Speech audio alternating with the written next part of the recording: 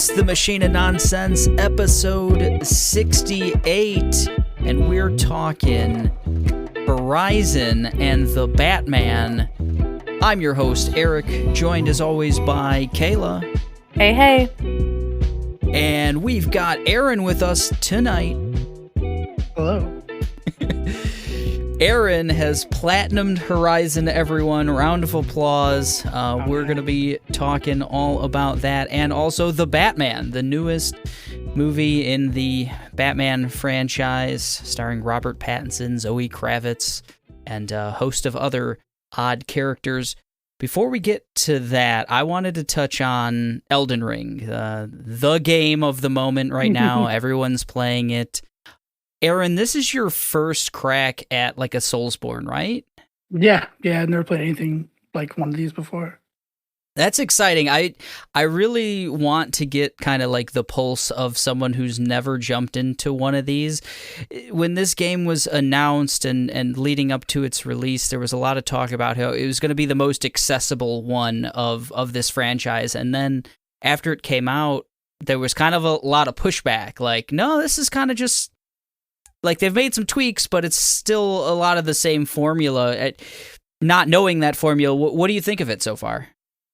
I think it's pretty good. The problem is, if they were aiming to make it accessible, then they should have anything explaining any, like, gameplay, story, anything in the game, and it's not. It's just, they drop you in, and then they expect you to know what you're doing and run with it.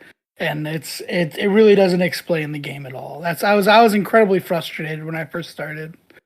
You can't pause, which is the dumbest thing I've ever heard of in my life. I've never realized that you couldn't pause, but I feel bad because I feel like I literally told Eric, like, wow, that must be, like, there was something explaining something, like, just one time. And I was like, ooh, look at that.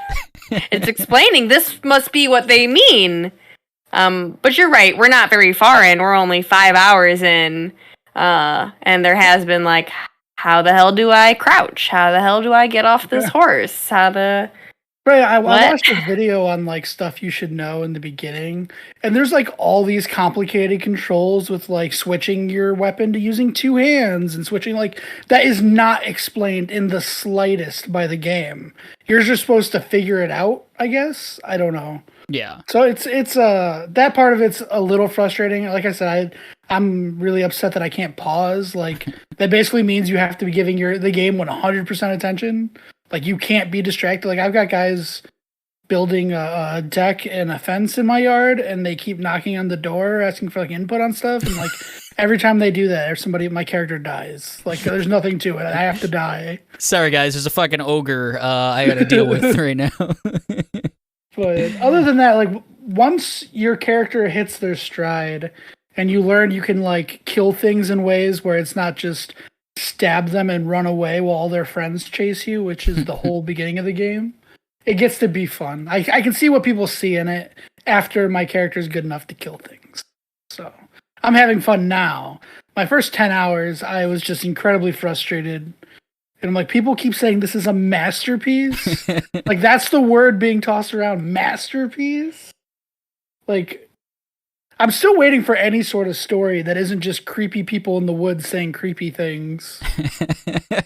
Yeah, I don't know if it's coming or not. I've heard, like, there's a little bit of a discussion on that, whether, you know, there is more story in this one, or... that's always been the frustrating thing for me for, like, these type of games. I've played them, every single one of them, aside from Demon Souls, like the first one in the series. I've played them all, I've beat them all, and I've enjoyed them all, but, like, I'm someone who really loves a good, like, gripping story, and Sekiro had probably the best out of them, or the most story at least, if not the best. But yeah, it's all told through, you know, like the items you pick up and everything else. It's all very obtuse. Yeah.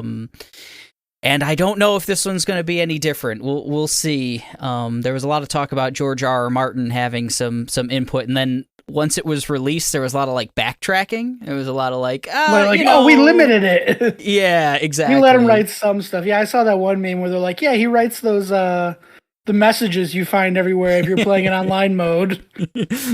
Jump. Right. They always say jump, or like they'll be like, hey, you should jump off this cliff, and then the one next to it's like, don't listen to that one. That one's a liar. Yeah. Secret door here. Yeah. Yeah, I'm playing in complete offline mode.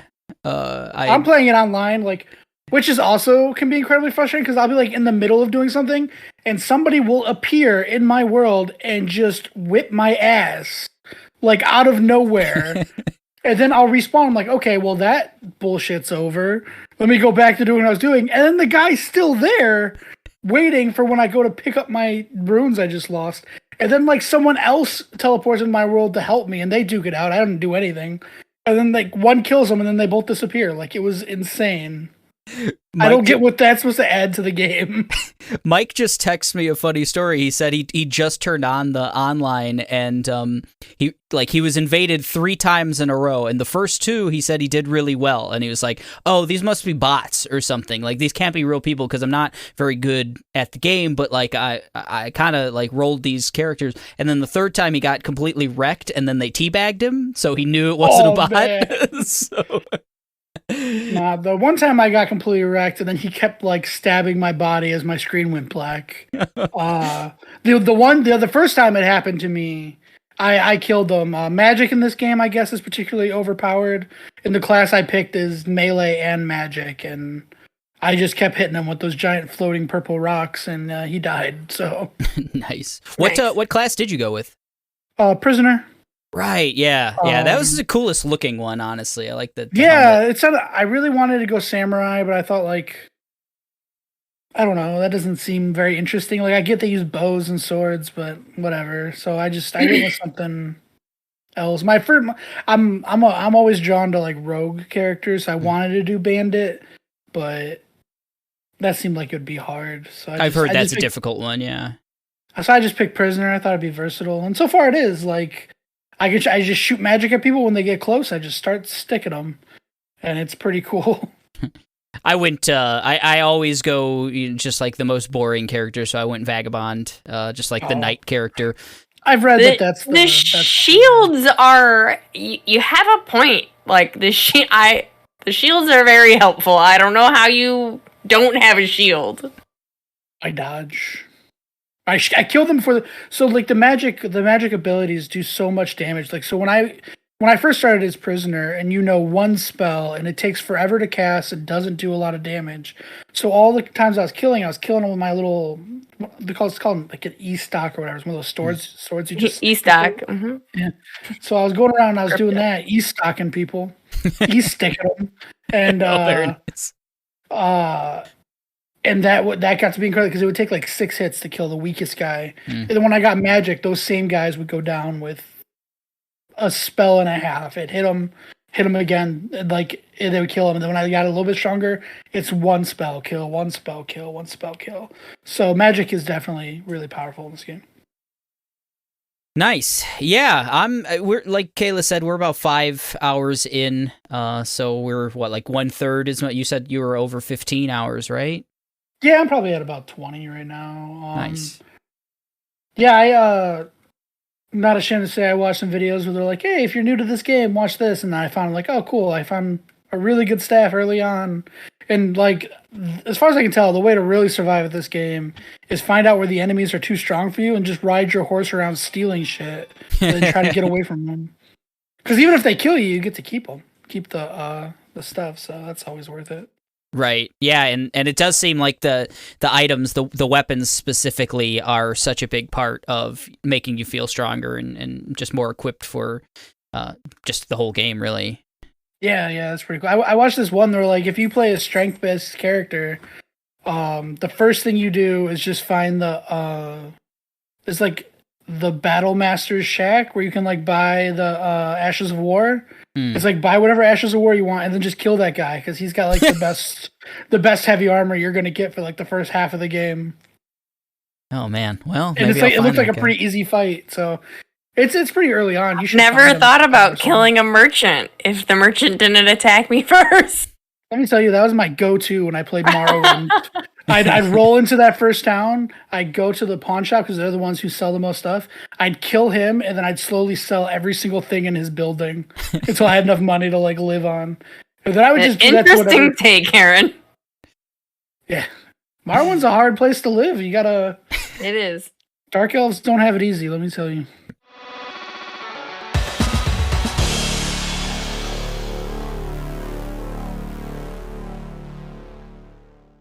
Well, we'll have plenty more to talk about on Elden Ring, I'm sure, in the future. Mike's really pushing through that. I think he's about, the same kind of hour count as you, Aaron, at this point. And yeah, we'll have a nice... He's like a 30s or something. Oh, really? Nice. Yeah. Nice. Yeah, so we'll have a real nice deep dive into that at some point. But for now, let's talk about the game we've all beaten at this point. Including a platinum from Aaron. Round of applause. Horizon Forbidden West. So, like, really quick, that the platinum's a lot less impressive than you would be in other games because it's like the achievements are all like dumbed down. Like you can like the gauntlet where you like race. I hated that, but I did them anyway. If you get the achievement if you just do 2 of the 4 races. Most games you got to do all 4. And that's how they all are. It's like if you do 2 of the bandit things instead of all of the bandit like hideouts, then you get the achievement. So the achievements are it's really easy to get them because you don't even have to complete anything. I mean, I did complete them. The only thing I didn't. I went to all 4 tracks. Right. The only thing I didn't complete was Machine Strike because that game sucks. I did the 2 games that were required to get the achievement, and I stopped. That game sucked. I was kind of digging it the first couple games, but then I think I just don't quite understand the rules fully. I thought I did, but then like I would like place my pieces where I thought, and I'd attack, and I'd do less damage than I thought I should, and they would do more damage than I thought they should, and it was really, really frustrating. The boards got weird, and like they would like restrict the amount of points you have, so you can't use any good. If you want to use a good piece, you're only going to get 2 pieces on the board. But then they've got 30 pieces. Like the game, it was weird. Yeah, I was really excited for it the first couple times. I was like, oh, this could be cool. Could be, you go to each new town and you get a new board, you get some new pieces, that kind of stuff. I was like, oh, this could really be a cool little mini game, but kind of gave up on it fairly early. I'm glad you said that about the platinum. I was really wondering because that game is so gigantic. I mean, we'll get into it. I did do like if they were like. If they did do it how games normally would, where you got to do all of this extra or all that, platinum, I probably would have gotten it anyway, just because with the exception of Machine Strike, I did everything. I found all the Vista points. I found all the bandit things. I did every side mission. Cleared the map. What? You cleared the map, and everything on it was green. Yeah. Yeah, I did. I did absolutely everything. I even I think I got all the legendary weapons. Wow! Because I did in the arena. I did all of the battles, and I got all 3 things in every battle except for 1. And I'm like, I'm not gonna do that again because that was annoying as shit. I missed it by like 4 seconds. I'm like, I'm not doing this again. So, but yeah, so I really maximized everything I could do in that game. It's impressive. It's a huge, huge game, and just generally, kind of what's your overall thoughts on it? I mean, I think me and Kayla both really loved it quite a bit. We'll get into some ins and outs and everything else, but like generally, just like an overview, what did you think of it? Early on, I liked it a lot. Like I had said before, I noticed all like the quality of life stuff that made it better. But once you got through it, like it almost felt like they just took the first game and made the quality of life. Like I don't feel like it was that much of a different game, because even if like I was originally thinking like, oh, the Forbidden West, we're gonna be on the West Coast, just completely different type of world, and not really. There's like a few areas with some water, but really it's the same exact kind of terrain. So I really thought it was going to be much more different than it was. I still really liked it, but I guess I just like you could have stuck it onto the end of the first game, and I would be like, oh yeah, the games just keep going. So Gotcha. Yeah, I was a big fan of how many different, because in the first game you had what, like the main area you started with was basically a city or a small like village. Then you had Meridian, the fairly large village, and there was like one more, right? Like village in the first one, if I remember. Yeah, it would right? release like the world in like strips of the map, and it was like a third of this one, obviously, but also like so much of this one is just like, yeah, we stuck 2 huge mountain ranges through the middle of it, and so it kind of took away from that, and then I don't know, it was fun, but there's just there's some stuff that I haven't like. I think flying should have been given to you way earlier. I understand that it broke a lot of the missions, like especially like Vista points and stuff, and the ancient relics and stuff. Yeah. But I don't know. I feel like they gave it to you like at 90% of the game done. So yeah, it was an interesting choice. It was something I did want to talk about. I felt like the marketing for the game was pretty good in the sense that I wasn't spoiled. It was something I wanted to do. I was like coming out of the first game and knowing there was going to be a sequel. It was like, oh man, there's flying machines in this first one. I want to be able to take control of a flying machine in the second one, like from the get-go. I hope that was a major point in the second one. And then like we got trailers, we got gameplay demos and stuff, and it wasn't even touched on. Like even in like podcasts and stuff that I was listening to, like they didn't even touch on it or whatever else. Was it a surprising moment for you? No, because pretty early on you get a mission where the first line of it is fly to this point. Wings of the 10. Yeah, it says that's like, and you get that mission pretty early in the game, so you knew you're gonna get it at some point. And then there's all kinds of places, like there's one of those green whatever slabs that's surrounded by like a 20-foot fence that you can't get into on any side. So I'm like, okay, that's how you get in there. And then like the tall neck. Yeah. In that tall neck, like I was so frustrated about that tall neck. I spent all day trying to get in that thing. Yeah. What if I go all the way over here? Right. Oh, like, this is the last one. You like really had your last one before you got to fly? Yeah. Yeah. Oh my god, yeah. I was almost done with everything in the game by the time I got flying. The only things left by the time I got flying was the stuff you needed flying for. Yeah. That's pretty good. But as for like being surprised, if you watch the original trailer, it shows the animation for her like getting on the back of the sun wing or whatever. But then it cuts to a different thing like immediately after. So you're like, oh, was she getting on the bird or was she getting on a rock? And then it shows like it right behind her, like listening to her, so you knew it was coming. But I was surprised. I don't know. I thought I was surprised in the sense that like it's so deep into the game, and you mentioned that it's like we did like maybe half the side quests, and then we were like, let's really push this story. So then we started like as soon after we were powerful enough, you kind of stayed with the main story as you powered up pretty well. Yeah. So then, you get the mission where you have, like, it's as part of the mission is to, get the Sunwing for the first time and everything else. And at that point, you're really close to, if you want to just power through the end of the game, you're really close to the end of the game. So it was surprising in the sense that I'm like, they wouldn't introduce this like new mechanic this far into the game, but right. Well, then because like I said, it breaks so much. It even breaks the original story because like you knew where their base was gonna be if you just meta it, because you get all the tall necks, and then oh my god, there's still this cloudy area down here. And if you try to fly in that direction, it turns your bird around. Like can't get there because it's too windy. I was trying to get there. I tried to swim there. Nothing. Couldn't work. But yeah, I get why it seems like they really wanted you to be able to fly, but they still really wanted you to have to climb things.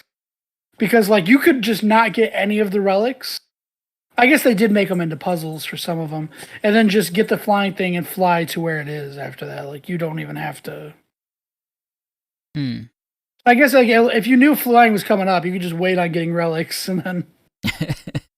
But then you wouldn't get the what's it called, that slingshot. I don't know if you guys got that. It's like the strongest weapon in the game. Oh wow, it's like a legendary Eric weapon. Never wanted to get it and never wanted to like do any upgrades for it. I wanted it. It's like the ball tosser thing, right? Yeah, and it took like advanced explosion ammo, and like when I did the arena, the way I beat like every single level is you just go in there with that blasting, and it kills like even the big Apex Thunder birds or whatever in like 4 or 5 hits. It's insane. Wow. Yeah, it's completely broken. Like it felt good once my entire wheel was legendary, but then like I was leveling it up, and for the legendaries at a certain point you have to like farm those bat fangs, and that is incredibly frustrating because you can get maybe 2, and those things are so annoying to fight. So I stopped leveling them up, and then the whole last battle was incredibly easy, so there was no need to level it up. Right. So I'm just hoping that. I'm sorry.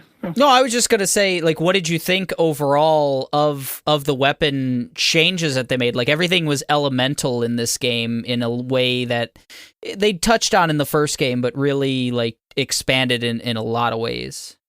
I think it was fun. I think it was pretty cool. Like, in the first one, I could take a fire arrow and just shoot at something weak to fire, and it would catch on fire and die. In this, you had to be like a little more clever about it. It was just more susceptible, but a few of the I hated the purge water weapons because you don't really get. There's like 2 of them in the game, and then I hated the what's the purple one? Pulse or plasma. Yeah. That one doesn't even make any sense. Like you shoot them, it takes effect, and you got to keep hurting them for it to take more damage. But they always just die before the explosion because you have to keep hitting them anyway. Like, that one I don't think was well thought out, especially since it was mostly late game when you're really powerful. And then they make so many things have those canisters for the electric to shoot it with a shock thing, but you don't even get a shock bow until pretty far in. So I think it was really good. I just don't think it was balanced well or planned for that well. I would say overall that would be my one big kind of bugaboo on the entire game was like the balancing and the pacing of like the leveling system and everything else. The side missions, I thought they were like so on 2 ends of the spectrum. Some of them were like immensely like touching and interesting and like built on character. Yeah, super long. Deep. Yeah, like you would spend an hour on a side quest or whatever, going to multiple places on the map and everything else, and you'd get kind of the same type of rewards as far as like skill points and experience and all of that as you would to do just like a simple 15-minute like fetch quests and that kind of thing. And I found myself, that's why we kind of quit doing a lot of the side stuff midway through the game or so, where we were like, okay, yeah, now we're like far out leveling, because they give you little level recommendations on all the missions, and it was like, wow, we don't really have any side quests that are anywhere near our like level anymore. They're all like 10 levels below where we're at. We're like level 40 or something at this point, and like even the main missions near the end of the game are like pretty much at our level, and it kind of made the end game stuff real simple. I can't even imagine if we had been more like completion minded. Right. Like Aaron was, yeah. Right, yeah. Aaron went in there, tapped out. He was as powerful as possible. I was like level 50, like less than halfway through the game. Sure. But well, yeah, I went into that last thing where I thought it'd be cool to fight like randomized different kinds of animals that they were printing or whatever, but they were all specters, whatever. That was kind of cool. But I, at that point, I was just killing specters. It was like 2 or 3 arrows, and I could kill them, or just like, and it was like really just, it's just really quick, and you could just all kinds of different weapons that are just insanely powerful. Like my main bow, which took the advanced arrows, that you get to buy it with the medallions you get from the arena. And it, like, once you have it leveled all the way up, it's like tear, like where it knocks things off, is at like 400 for an arrow, and like it does like a stupid amount of damage. So you're just shooting them, and as you're shooting them, the pieces are just falling off of all of the machines. So that's my style right there. I tear off their things, and then I do the like powerful arrow. That's my stuff. Critical hit. Yeah. I enjoyed the melee stuff. I wish I would have spent more time like actually paying attention to what the combos were. You know, I would just be like, I'm gonna pause now when I press R1, and I'm gonna pause now when I press R1, and would do different stuff. Because I didn't spend too much time. Like Eric said, we started to do some of the side stuff, and you leveled up so quickly. You would get like 3 skill points to do a quick 15-minute side quest. Like Eric said, it was not very... You guys didn't fight the Enduring? No, that was the melee pit, right? Mm-hmm. Was that tough? Yeah. Well, the fight before... So the Enduring is like an old lady. And the fight before her was actually pretty hard. But once you get to her, like, once you beat her, she upgrades your spear to do a lot more damage. Oh, wow. It was really fun doing the melee stuff, and I like doing the tripwires a lot too, but I felt like in this game, like, even with the traps and stuff that you would put down, I don't feel like the machines were outsmarting my traps, but it seemed like they would just walk around those bitches all the time. Or, like, I don't remember in the first one where the traps would just like time out. Yeah, it was really rough for the traps in this one. So like in the first game, I used the traps a ton. I think I probably played stealthy most of the first game. In this one, most things don't go down with one stealth hit. Most things can jump over. Like the bigger machines will just kick the trap out of the way. Yeah, and have like no effect.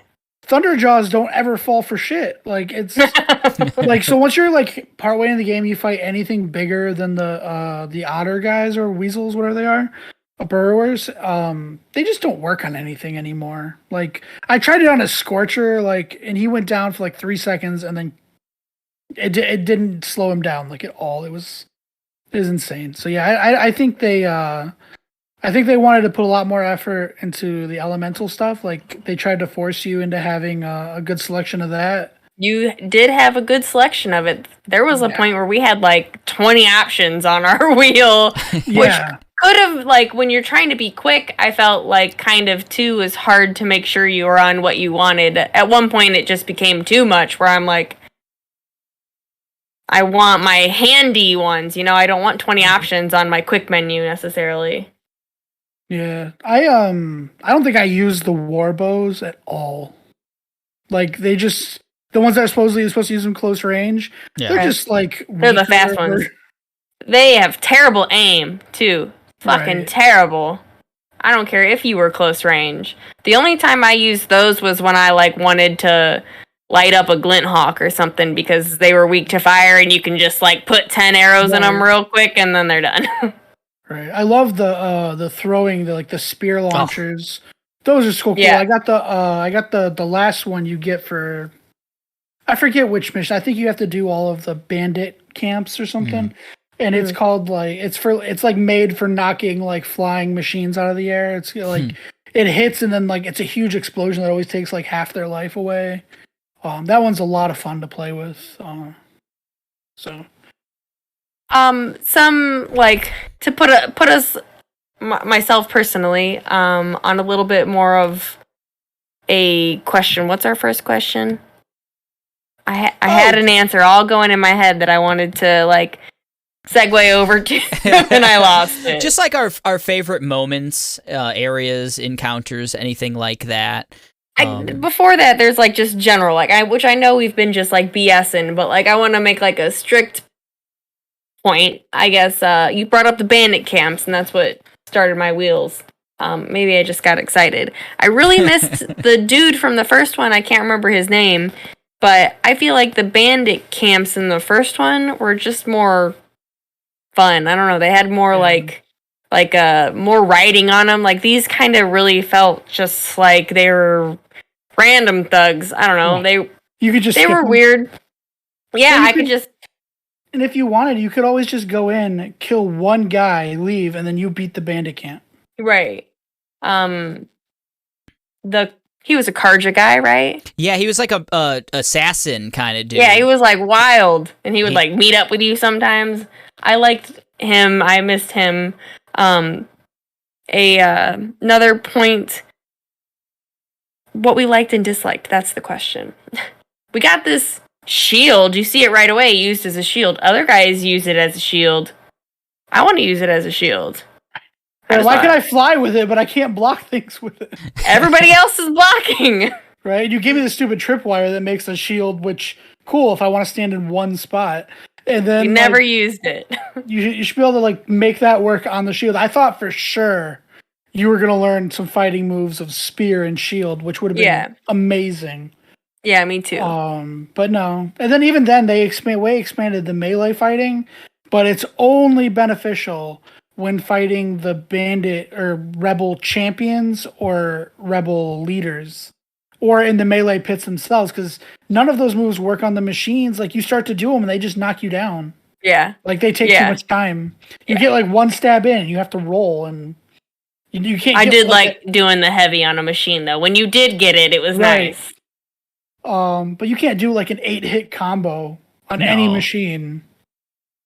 Especially not any of the larger. So because you either have like small fast machines, or you have like gigantic ones that aren't going to feel your attacks anyway, really, or like that are like humongous. Yeah. My other like dislike that I want to mention is the Blythe. Like the whole first half of the game, you know, you want to fix the world and you're going to do it and you're going to get Gaia, and I understand stuff came up, but then it was just like, we're never going to talk about that again. It was odd. Did you finish the companion quests? No. Okay. Like Ava's or Alva's? Yeah, there's this whole thing where like the lady from Plainsong, like after you've done all of her missions and you've healed all of the land gods and all of that, you go back to Plainsong and all of the blight is gone. And like you guys, there's like a touching scene of like scenes of people farming and living and happy, and I would cry. It sounds beautiful. Yeah, it was good. That was a good one. It was one of the that should have been a more of a it should have been missable. It shouldn't have been totally missable. Like it should be a part of the main like end. I don't know. Yeah. Yeah, I mean that's the thing about, like I was saying earlier, where just these side quests that were just kind of random in a lot of ways. You could easily miss them. You could, if you didn't, there wasn't a lot pulling you towards going to these various settlements. The world is huge, and they had these like vast settlements with tons of people. You could go into any given like area, and there's going to be 5 new quests, and like 2 or 3 out of the 5 are these like really world building kind of interesting items, but kind of just completely missable, or like not even, if you're just going for like, oh man, I picked up this quest that says I need to be level 15, but I'm already level 35. Am I really gonna, like, what am I gonna benefit from that? Unless you're a completionist, obviously. Right. I told you to do the companion quests. Just want to put I told you so out there. I thought those, because so like the companion quests definitely have this feel like almost to what you would see in Mass Effect or Knights of the Old Republic, where things can change if you do this. Like, you build Homeboy an arm for his. Yeah. He does not fucking use it in the canon story. He doesn't use it in the side mission when you do for him. He does. That part was kind of dumb, but I thought if you did them, it would affect something, which I think it should have, because what's really cool is at the end, it shows them all riding out to warn people about Nemesis, which they obviously never played Resident Evil. You can't just name something Nemesis and have it go right. But like, I don't know if you like at the end of Mass Effect and stuff where they all scatter and it shows them like in their respective places, like living amongst the people, like it shows like Rex Erdnot's like a whole leader and stuff. I thought it'd be cool to see that, like the effect you had on all that, but it just kind of ended. Yeah, it's just like off into the world. Yeah, it did feel like you were building this team, and the final battles and stuff are like this team up event. Essentially, you go after the enemies in their base with all of your companions and everything else. And I really liked those set piece, like the big battles and everything else, because you had different people jumping in, jumping out, and you had kind of built this team over the story, but it didn't feel like you said, none of the missions that you went on or anything really mattered. They were going to be there regardless, and whether you talked to them or not, it didn't really matter because you had your base where you could like go back and talk to them and everything else. And there's some really great like funny dialogue and a mix of funny and touching dialogue back at the base, but it all just felt like it didn't matter from a gameplay standpoint. You were always going to have the whole team there. I don't know. I guess they could have been, someone could have criticized it for ripping off of a Mass Effect or something, but I guess. But I mean, like, I had thought it would be pretty cool. Like, so you assemble this team that you supposedly need, that you just leave back at base. Like, so ultimately you could have done the whole game with 6 random strangers to just help you at the end. So, what's it called? The I can't remember that guy's name with the weird blue things in his head. Silence. Oh, Silence. So basically, he was right. Like, he already had a plan. Why did she have to change it for this? But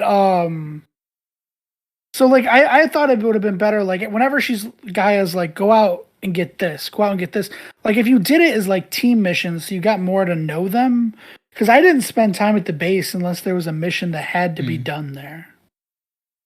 So I spent a decent amount of time talking to them because there's some really like funny dialogue where like especially with Erend, like from the first game, he's constantly like he's going through old files and stuff. The internet. The internet, basically. Yeah. And like every time you go and like talk to him, if you like go and do a mission and come back and stuff, he'll be like, and they had like, I'm trying to think of something specific, but it was always something like really funny. They have this thing called sports. Yeah, like just like he would bring up a completely like normal topic and be like, I can't believe that they ate this like sweet stuff and called it candy, and like just like it was a lot of little funny things. Or like when he found out that like people used to be vegetarians and stuff like purposely, he was like, what, they had all this awesome food and stuff and abundant animals and they just chose to eat plants? What the fuck? Like it's pretty good. It's good stuff.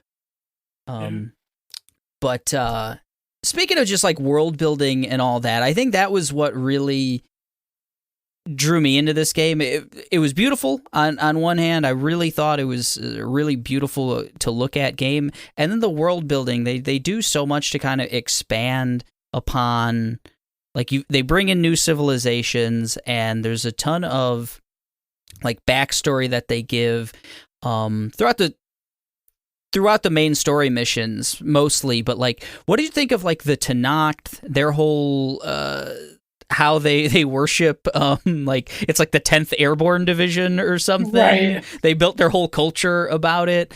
And then there were also the Utaru, who had the cool like seed culture that was really cool. I thought those little touches were just I believable. Thought, like, the different tribes that seemed really well fleshed out, and like it'd be cool. Like it was a really cool look at how people might react to that kind of world, like as they evolve into different cultures. I like that a lot. There's a lot of detail in each of them. Like they do have like a whole from culture to why they put this stuff on their skin and why they are vegetarians, and they had a lot of little things which were nice. Yeah. Very unique looks.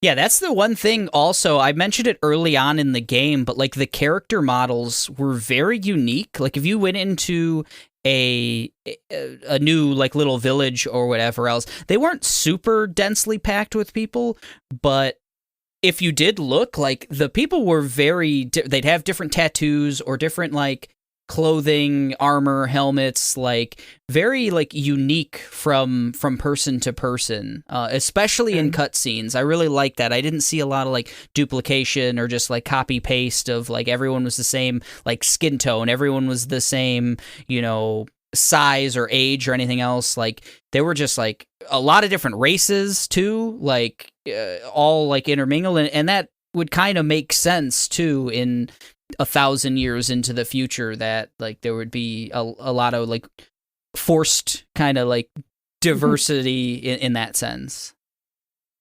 Yeah, I really like the small details for everything was great. I just feel like maybe they didn't flesh out some stuff like they meant to. Like the flying was cool, but it felt very tacked on. Like it affected very little. There was like 3 different missions you even did with flying, and after that, it was just like faster way to travel than walking. But at this point, you've already cleared most of the map, and you're probably fast traveling. Mm-hmm. So like the flying traveling kind of was annoying, especially if other flying machines saw you and you can't fight on a flying machine, which I thought would have been a cool touch. Yeah. But yeah, it was a pretty good game overall. I think I was expecting more. Like I was expecting more of like a coastal environment, which I thought would have been cool. Yeah. But mostly what we got were mountains and fields. So I was shooting them crabs. yeah, oh my god! And when the lobsters dig down, if you throw the spike that explodes at them, it gets them out of the ground. Oh, Nice. That makes sense. So we didn't go too deep into the overall story, so I did want to touch on it just a little bit here. I thought going into the game, I was a little concerned as to, and we talked about it on previous podcasts, of like the first one pretty much wrapped up, like it gave you Aloy's entire backstory, her purpose for being, and moved it along, and then you got to a fairly decent conclusion. And a lot of the questions that I had was like, okay, where exactly is this second one gonna go? How's it still gonna feel important? And like a quarter of the way into the game, we kind of see where this is gonna go. There's aliens, or there. Well, I mean, there's the Far Zenith people from space. People from space. As soon as they casually mentioned the spaceship that went out, I'm like, okay, yeah, there's gonna be people from space in this. And then when they came down, I'm like, I fucking knew it. When they started floating down, like killing people, like I'm like, I knew it. I didn't know they were gonna be such jerks. I didn't know they were gonna be the same people who left. But it was pretty cool. Yeah. Also, with the setup, like the third one's definitely gonna take place on another planet, right? Like. It seems like it could. I mean, so you did dig, because I really thought, like, up until that point, I'm like, I don't know if I like where this is going or if it's even going anywhere. And then that moment happens, and that propels the rest of like the story forward, that you're taking on these people who've been living in space for 1,000 years and have come down to destroy the planet. I thought that was fantastic. I thought it was a great way to kind of keep it fresh. Like, what did you guys think? I think it was good, but my issue with it is like, so they're supposedly just stopping as a waypoint before they jump onto the next thing, and like, I don't know. It seemed like it was convenient where it's like, oh, they're trying to destroy the planet, and then it comes out like, no, they're just huge assholes who just happen to be assholes. They're not trying to destroy the planet. Like, that seems so weird. They're trying to steal some shit and run. Right. Like them turning them into like a red herring so that there can be a twist in the last 20 minutes of gameplay was a little weird for me. But aside from that, like, I like the original thing. They're trying to reset the planet. You didn't need to send a weird ball of consciousness that's, sending reset signals. And yeah, I can agree with that. Like, it was an odd twist. I didn't. It's foreshadowing, obviously. Now looking back, and I remember we had like whole scenes of the spaceship and how they died and explode. At that time, I didn't think, oh, there's going to be people from space.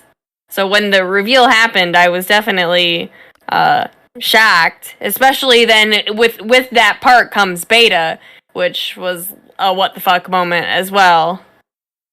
Beta was the worst character in this game. Yeah. She was such a whiny bitch.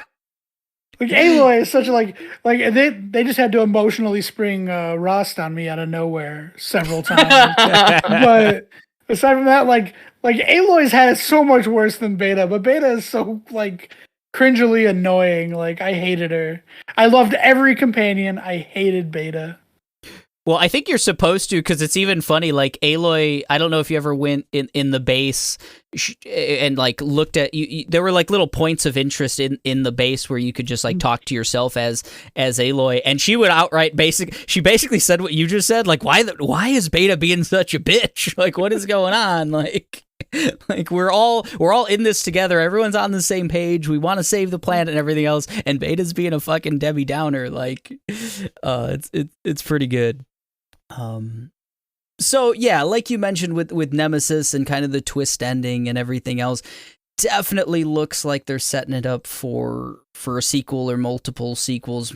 Maybe we're going into space. Are you guys interested in continuing Aloy's story into a third?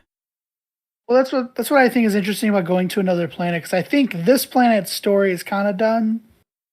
Like, maybe there's like they're preparing for Nemesis and all that, but then they definitely drop hints that other planets are being set up this way, and there's almost certainly like machines there.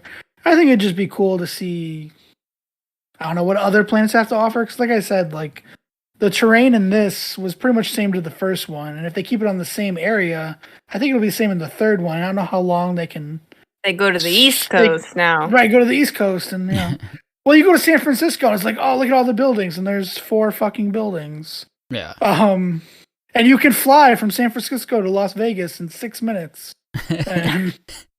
It is a super like truncated version of the US, but I'm wondering if they could, if they do stay on Earth and everything else and really expand the flight, which is kind of what I was envisioning for this game in the first place. When I was like, just, played the first game and knew a sequel was coming, I was like, oh yeah, you're going to get some kind of flying machine, and the main hook of the game is just going to be flying around the world trying to save the world. You were in a very small area in the first game. Let's just expand that out to either the entire United States or the entire world, whatever else. Right.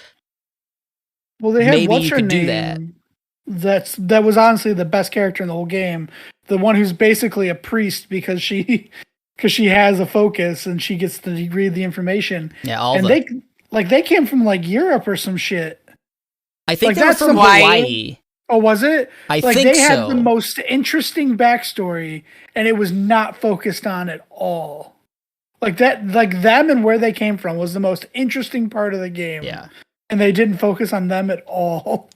Yeah, I don't know exactly, but they mentioned just like across the ocean and stuff, and they were very Pacific looking. Right, they made her look very. She obviously did look Polynesian, but yeah, so just an assumption on my part. I don't think they ever said like, oh yeah, we came from volcanic islands in the Pacific or something. That made more sense. Obviously, Europe would be a different ocean, so I wasn't thinking too well into it. So it's got to be Hawaii or like Australia. So yeah. I mean, it could be all the way into the the Far East, maybe. They could have came from China or something. Who knows? They were called like the Quen, which is kind of sounds a little bit like an Asian type name, but yeah, I don't know. They were really interesting. They were really interesting. And their god dude sucked. Yeah. CO or whatever. The CO. Oh, that was so funny. I love that. So they gave good. her like Elizabeth's casual clothes, and she had to wear them. And I forgot to change He was armor just for a the longest dick. time. It was a Yeah. decent armor set, actually. The just Yeah. casual wear, it was not bad. Oh boy! So any closing thoughts on Forbidden West? Anything we didn't really touch on that needs to be said? What's supposed to say? I liked all the machines. Like the new ones were really cool. I mean, I hated the burrowers. They were just an annoying machine, and they were everywhere. But like the tremor tusks were super cool, and the turtle one was the hardest one to fight in the entire game. Mhm.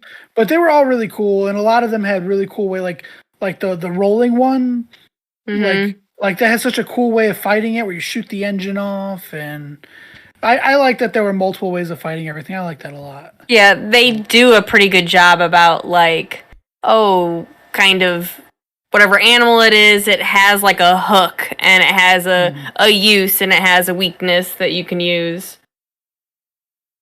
Yeah, I think we had this conversation, you and me, Kayla, a little bit, that like I see this. You could make this like a Monster Hunter or even like a From Software type game where you just like ramp up the difficulty on these machines and make it very like specific and lengthy battles against them in a co-op environment or whatever, just like a standalone, a DLC or something where you're like going off and you have to hunt these with a lot more purpose and maybe less story around them. I think that could work because it's just a cool world. That the creatures are just so kind of fascinating.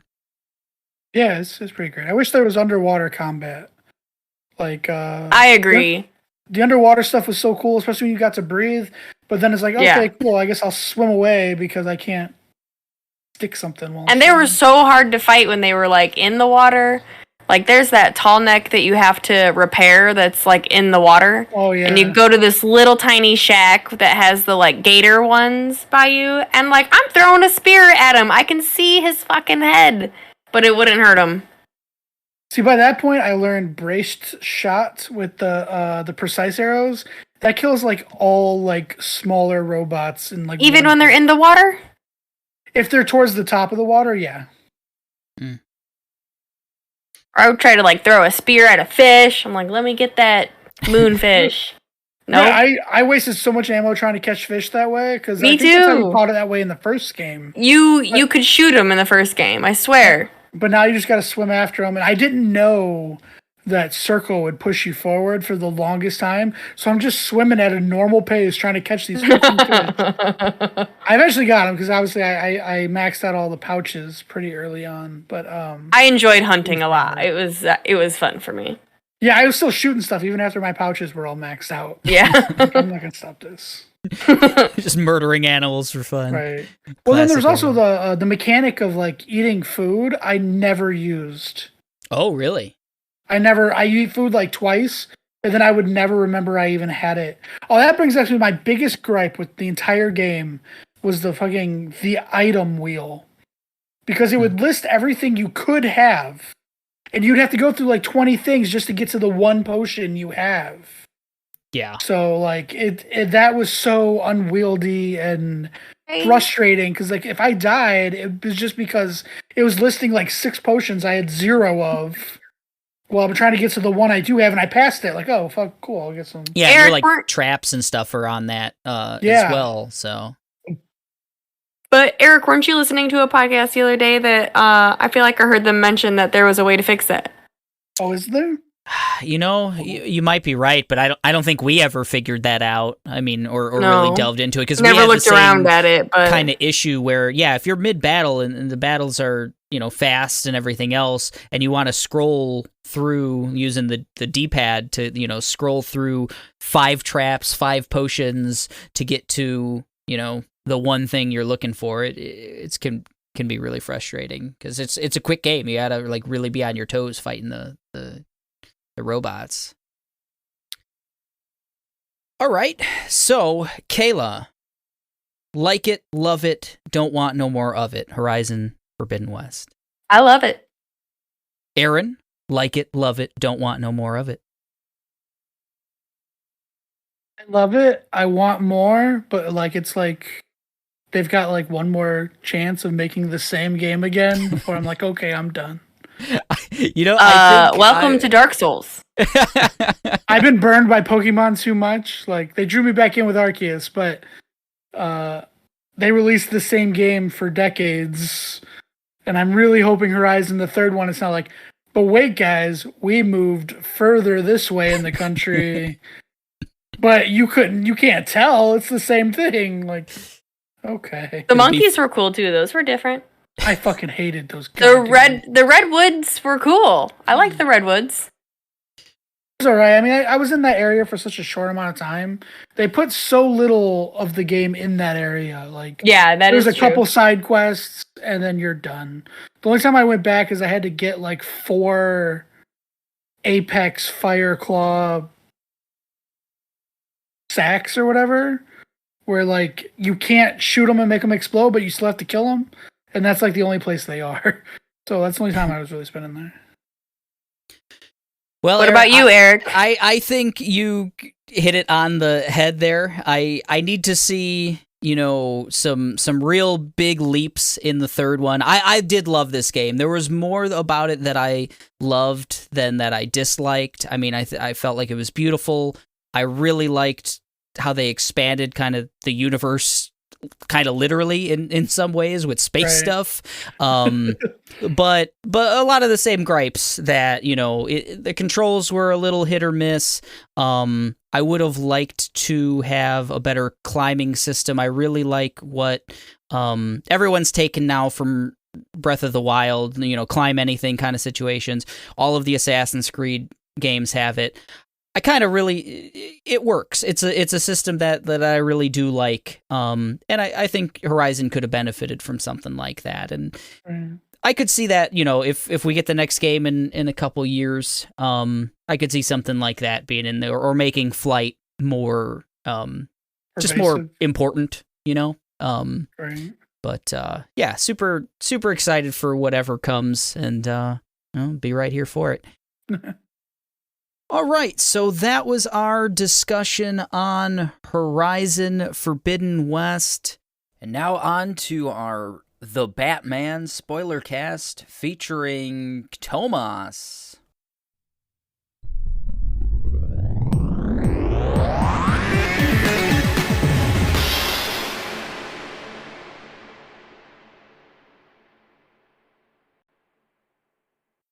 What's this? A wild Tomas appears. How's it going, Tomas? It's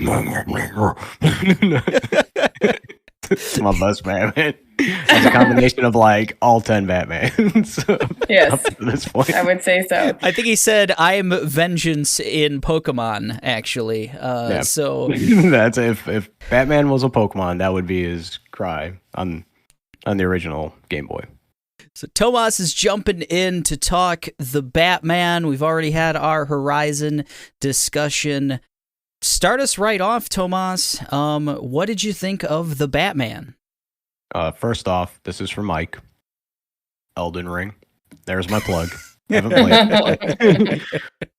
That one's for you, baby. I enjoyed the Batman thoroughly. For a almost 3-hour movie, it did not sag that much. And big fan of the Battinson. I was impressed. Funny little part, like when he's in, jumping ahead. I mean, I'm sure you guys already put a spoiler preface on this. Oh, yeah. But the part where he's like drawing out all the stuff like on the floor, and he's got like his, it's like, this means something. He's first Batman with a belly pooch that I've noticed. Oh, it's like he's like hanging over. He's got abs. Don't get me wrong. Battinson looked great, but like he was a human Batman. He wasn't perfect, and I enjoyed that about him. But overall though, I really enjoyed the movie. God, that shit. I just like every time Batman was like just whooping ass. Like I felt it. Like for real. Like this was a fast Batman. Like. He delivered punches like it's like pow pow pow, and I was like, holy shit! I'm like, oh boy, in there, you getting it? Yeah, he's super vicious. I think there's like multiple scenes where he's just like overdoing it. Some of it's plot related, and some of it just seems like it's his like MO. Like he is going the full way. Yeah, fuck you, Batman. they've said that he's like in this he's supposed to be like addicted, like almost like a drug to going out on the streets and fighting people. So Yeah, he gives off that feel. He's got that kind of monologue. What's pretty cool is like Tomas is somebody else who's also studied martial arts. It's like kind of refreshing to seeing his fighting actually be somewhat realistic. Yes, because there's no way to fight multiple people without being hit like Batman usually does. The shit pushed in. And in this, he's like repeatedly hit in the back and shoved down, and he just gets up and fights that guy. And that's just sort of how it is if you fight people. Like you can't just choose a target and keep going. He's like, who hits you? That's the person you have to respond to, and that's how he fights. And his fighting is so much more realistic than any other Batman movie. So particularly like Christian Bale, who just goes into a room and just like destroys 30 guys at close range with guns, like, and that doesn't make any sense. But and this Batman, like when he gets like he suddenly doesn't have the upper hand, he just shoots people with a grappling hook, which is awesome. Yeah. You can sense like a struggle. Like he's really like you can sense him like take that hit and stumble and have to readjust and then get hit again. Like you said, you know, Christian Bale, even if he did hit, it would be like a slight little movement that he would have, and then old boy got taken care up in this movie. Like, he was fucking the Battinson got rocked like hard. Yeah. And they show that like at the end, like he's like barely just keeping it together when he's dealing with I guess QAnon. Yeah, we'll certainly get into the real life parallels we got in this movie. Honestly, one of my favorite aspects of the movie. But Kayla, just like overall view, what did you think of the Batman? I love it. I want to see it again. I would like to watch it in the comfort of my own home, so I can I like to kind of have open discussion sometimes during movies. Even though I am here for 3-hour movies, I feel like they could have cut it down a little bit. Like, for example, it's been announced that they're having this show with Penguin, right? Right. Even though I really enjoyed Penguin in the Batman, and I think he's some of the most interesting story parts, I feel like some of it can get cut. Like, if you're already going to do a show with him, you already got Paul Dano as the main bad guy. Like, he could have been more of like a background kind of haunting shadow character instead of like in ton of scenes that just take up time. That's really my only gripe. Yeah, I mean, they did introduce, if you want to use that term, a lot of different, like, very important characters, both villains. You had, Penguin and the Joker. Sorry, not the Joker. The Riddler, and you had Carmine Falcone, like, all taking up a lot of screen time. All really kind of important for the plot in a lot of different ways. And then obviously we also have Catwoman taking up a lot of time as well. So it definitely leads to the fact that, like, well, yeah, it's a 3-hour movie because they're not doing origin stories necessarily, but they're just like going pretty deep into all of these characters. I thought it worked, but some of the stuff I've read says, like, while they avoided doing a Batman origin story, it's almost an origin story for many of the main villains Batman comes to fight. Because, like, Penguin is like in every other iteration is one of the main mob bosses. In this, he's just a lieutenant for someone else. They create the power vacuum for him to right. And then the same thing goes for the untitled Arkham prisoner at the end, and who they originally, since they cast like a well-known actor, they originally said he was just some minor cop character. Officer Stanley, that's what it comes up on Google. Yeah. So a lot of people were like, "Oh, he's gonna be in it," because I guess he's some sort of Easter eggy kind of character. I don't know a lot about DC, but like that was kind of cool, and it hints towards more stuff. So I think a lot of it's supposed to be. They kind of took a page from the newest iteration of Spider-Man of not giving a backstory that everyone knows already, and then giving, I guess, some sort of like a backstory and origin for characters that aren't always so big, like Penguin. So I think that's kind of cool. Yeah, like while I enjoyed it, if they're already making a show, it kind of just over saturates it. Yeah. Yeah, it was a they lot. They want that backdoor, pilot before they want Love you. it. They want you They on can do board. a lot with shows with this, but I also really enjoyed the minimal Bruce Wayne in this. Yeah, that's definitely something I wanted to get to. Is we got to see Pattinson, we got to see a ton of Batman, but not as much Bruce Wayne. We've seen almost like 50-50 in just about every previous movie, Batman movie. Yeah, definitely. Playboy billionaire, charming. This was not a charming Bruce Wayne by any stretch of the imagination. Yeah. And I kind of shirking love all of it. his details. Like Aaron said earlier, it's like he's addicted to the game, man. Like he's like this is him, this is his identity. He goes on record saying he's like I'm not afraid to die. Like he is like washed like any shred of humanity that he had left for this cause. And it Except seems for the to fact make that he won't more kill sense. Right, yeah.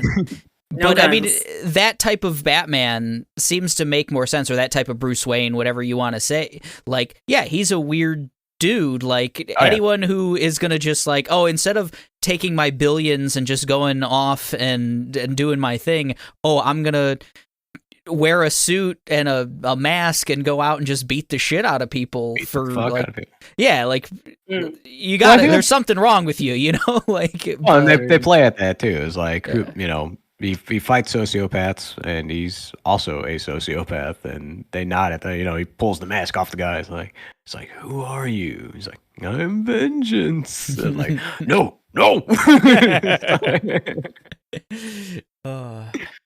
Yeah, what did you think, Aaron, of just like that play, the lack of Bruce maybe, and a lot more Batman on screen? I think it makes a lot of sense because, like you were saying, like the billionaire could do way more to fix a city like Gotham than beating up random muggers.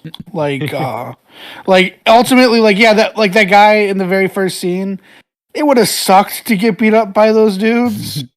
But does it fix the city? Like, would a few million to like shelter and feed homeless, wouldn't that go a lot further to reducing crime than fighting that juggalos, bro? Than beating up some juggalos.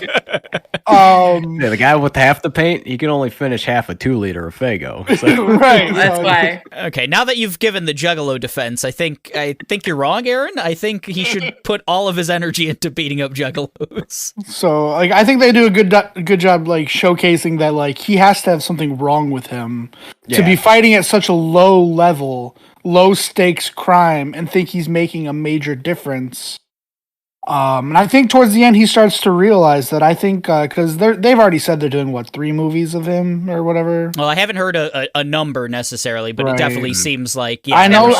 I think they said like multiple movies and an HBO show. That makes sense. So like, I think it's gonna be. I think in the next couple, it's gonna be probably Alfred telling him like, "Hey, you can't be a weirdo recluse anymore." Yeah. Like, you actually have to be something. They had the one, the mayor-elect or whatever she was, trying to tell him, like, hey, you could do things with your money.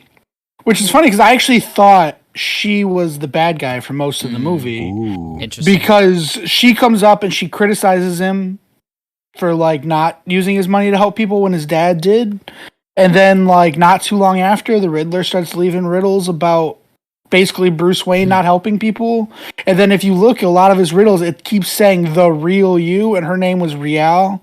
Nah. Oh, fun. You dug a so I had thought, I'm like, I fucking solved this. They got you, Aaron. Right. This is one of the movies. Bamboozled. Right. So I'm like, at the very least, I feel like the writers missed a point to make Batman think she was in on it. Because I think that would have been a cool misdirect, because he kept putting the real you and like that. So I'm like, oh, it's gonna be you.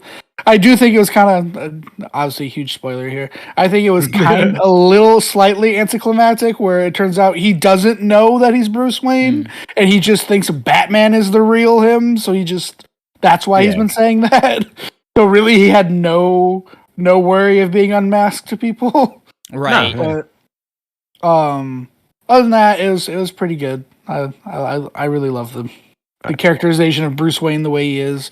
I had said this before. I don't know if we put it in the podcast last time we were talking, but like that first scene where he talks about fear as a tool, where you get the shot of Batman from the boots up, and you start to see his suit is literally just boots, like in like a sturdy utility outfit. Like he's not super high tech. And then, like, I just love like the high tense scenes where they're shooting to the darkness because you're waiting for him to come out and stop the crime, and they're scared of it, so they run, but he's not actually there. Yeah, I liked the opening scene a lot. That whole opening scene is just like, oh, I'm gonna love this fucking movie. Yeah, just from that opening scene. So. Oh yeah, they pulled on those strings whenever they could. Just like. Yeah, just the slow boot walk. Like, and it just did anybody else get Inglourious Bastard vibes? Like he was gonna come out of that tunnel with a baseball bat, just ready to. There's like the rhythmic like pounding. Yeah, definitely. That's exactly where my mind went. And I think that's like they play with it a little bit in like the Christian Bale Batman, especially Batman Begins, like fear is a weapon and all of that and stuff. Yeah. But then as those movies go on, he does have like billions of dollars in tech and just like every cool gadget, and that's some of the fun of Batman. He is like he's got gadgets and stuff like that, but like this is a much more grounded kind of approach, and I think that's what that type of Batman has to use is like, yeah, you got to scare the shit out of these guys. You got to use darkness. You've got to use like their fear and confusion to take on 5 dudes or whatever else. You're not just going in there with, a bunch of gadgets or whatever else. Yeah, it's your fists and fear that like you're going in there. And I think they did that so well several times. The world's strongest breastplate too. Good God, how many slugs did halfway through the movie? I'm like, just shoot him in the face, guys. Like, come on. Well, movies always over exaggerate how much. No, I get it, but like, protect. But there is a scene with Alfred, like where he says like, "Oh, your money's all running out and stuff." And by the end, I'm like, "Oh, he just poured like $50 billion into that body armor because other than that, he doesn't have anything else. It's just like he put a jet engine. He put a jet engine on a Chevy Impala. All right, man. It's like $100,000 for that, and then like the rest was body armor. And just like, can we talk about that car chase scene? Oof. That was pretty cool. I mean, that's I assume half the budget for the movie was that one scene. They blew up half the city. That was a great scene. That city's wrecked. I mean, it was pretty great. They knew how to ratchet up the tension on this one, man. Like I was just like, I don't know, man. I was like all in on the action shots. Like, right. I like the action, but I think like the best thing is them focusing on the whole, world's greatest detective kind of thing. Because like the thing I hate the most about Batman and mostly Batman fans is the whole he could do anything if you give him prep. Like that's the dumbest fucking thing. Like, yeah, we get it. He can build stuff. Like, I hate like technology forward Batman. I think Detective Batman is so much better. I mean, it was originally called Detective Comics, DC. Right. Yeah, I mean, like, that's why it's so much, like, they tried to show an aspect of that in, like, Dark Knight and stuff, but that's just him, like, he's like, how great of a detective do you have to be when you fucking invaded the privacy of every citizen in the city and is, like, using their phone? Like, you're not a good detective, you're just using technology. Yeah. But he's, like, literally, like, investigating. I mean, he took a while to come to some obvious conclusions sometimes. Yeah. But it's just him investigating, so that was... Well, maybe they weren't so obvious, or he would be after Riel. Yeah, you're right. You're right. I enjoy that, like, this Batman, obviously it was flawed. I mean, all Batmans are flawed, but, like, the idea is, like, did he really win at the end? Like, they had to call in like the National Guard, like the city was fucked. Yeah. Like at the end of this movie. The Riddler got what he wanted. Thousands of people are dead. Thousands of people died multiple times in this movie. Yeah, he stopped like the ass end of it, but like Aaron said, the Riddler did exactly what he set out to do. Like he exposed all these fucking crooked people. He he fucking blew up all the fucking levees and shit and like sunk the city. I mean, the only thing that didn't go off without a hitch was, when all of his fucking, drugs, were supposed to shoot up everything, Batman whoops some ass. Yeah, I definitely want to get have like a nice discussion on the ending, where it leaves us off, and some sequels or potential what looks like to be some sequels. Before we get into that, I'd like to go around and kind of talk about some of our favorite characters, because like I said, they did introduce quite a few different characters, and for me, Carmine Falcone, played by John Turturro, Yeah. I was a big fan. I was a big fan. He's just chewing up scenery. I think he was my favorite of the I really liked Riddler and stuff, and I think Paul Dano was fantastic. But Carmine got a little more screen time and just ate it up. I really dug him. What did you guys think of him or Catwoman, any of the other characters? Paul Dano. Let's talk about that, because I go into movies nowadays. I don't look up anybody. I knew that Robert Pattinson was Batman. I knew Zoe Kravitz was Catwoman. I didn't look up anybody else. My girlfriend did, and the whole entire movie, she's looking up to see who the fuck's Colin Farrell playing? Right? Because it doesn't look like him. Yeah, you can watch the whole movie and still not know. I see it in his face. Yeah, but it's wildly different, but it's there. See, I didn't know Paul Dano was the Riddler. I didn't know that's the whole entire time. And when they finally caught him, my mind immediately just goes to fucking Eli from There Will Be Blood. Daniel Plainview. And I was like, oh yeah. I was like, he reminded me a lot of that character, when he was doing the sermons, Master shit, Manipulator. Yeah. It's but no, I enjoyed him as the Riddler a lot. He plays crazy very good. Paul Dano looks like a 17-year-old boy. He's trapped. Yeah. He's trapped. Is near 40. He is 38 years old. It's insane. He's just a little orphan boy, so I don't... His skin is so smooth. That boy did not grow up in an orphanage. Right. He's talking about Batman, who looks like he's been through the war. He's he's not a real orphan. Not a real orphan. You see what happens when you mess with the orphans. This is just the next of the sequel is just the Newsies. That's what this whole no. Oh no. Wasn't Christian Bale in Newsies? Yeah, he was. Oh no. It's the Bale-verse. But as far as bad guys, Falcone, that because they're these are just regular people. I mean, one's just a Riddler. You got a couple mob bosses, and then you got one kind of super crazy guy. But by the end, there's no superpowers. It's just planning and conniving and all kinds of stuff. Falcone, I thought old boy was smooth as butter. He was playing the whole entire thing. And what's crazy is that they're trying to show how corrupt Gotham is and all the people that run Gotham is.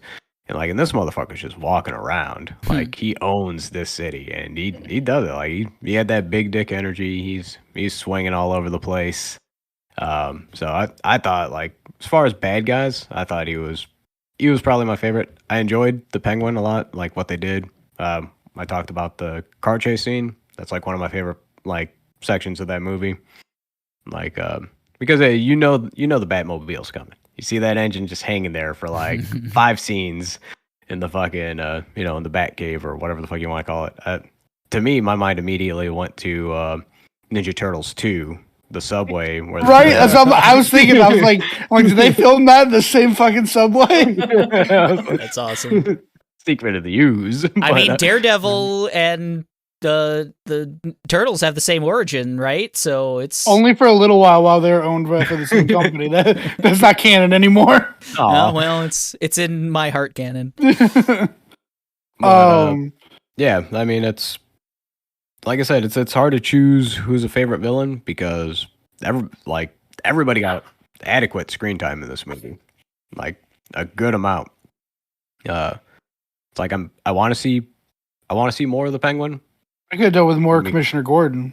More Commish.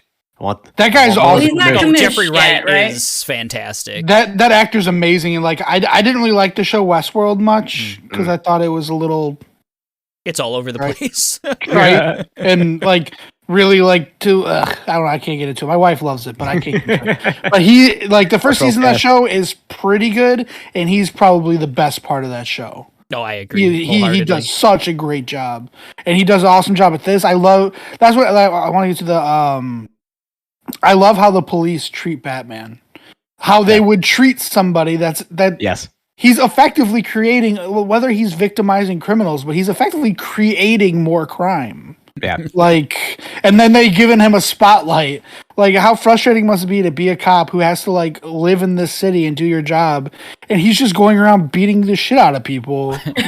Like, I mean, they play on that a lot. Like Because they did that he's- in the other Batmans too. because well, yeah, but like at this time he's not solving major crimes. No, he's not like this is the first big villain he's really solved. Like, Yeah, and this is by the reaction, it's the first thing he's investigated. Like, because Yeah. they didn't want him there.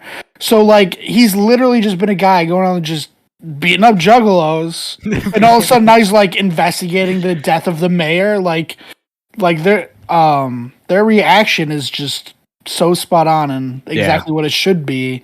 I particularly love the one cop who's just like fucking hates Batman but fucking loves Bruce Wayne. Yeah. It's so good. I And then- enjoyed those scenes though, with like Pattinson walking into the crime scenes and like you saying, like just the way that they reacted. Yeah. Him just walking around. I enjoyed. They were really Mr. Wayne. tense. Well, good what I scene. really love is that the way they got rid of the stupid fucking Batman voice, which was the worst part of the Bale trilogy. Like, it's so stupid and unrealistic. Like, if you're going to hide who you are, they already know who you are because the bottom 3/4 of your face is hanging out. That's true. They know what you look like. But Modern at technology. least they've explained that in this, Bruce Wayne is extremely reclusive. Yeah. So, like, they're not going to notice his chin like that. He's not in everybody's face all the time. Yeah, the He's not in funeral the was like newspapers. the first time he came out in like 3 years or whatever. Yeah. And then if you notice, anybody that he talks to as Bruce Wayne, he never talks to as Batman.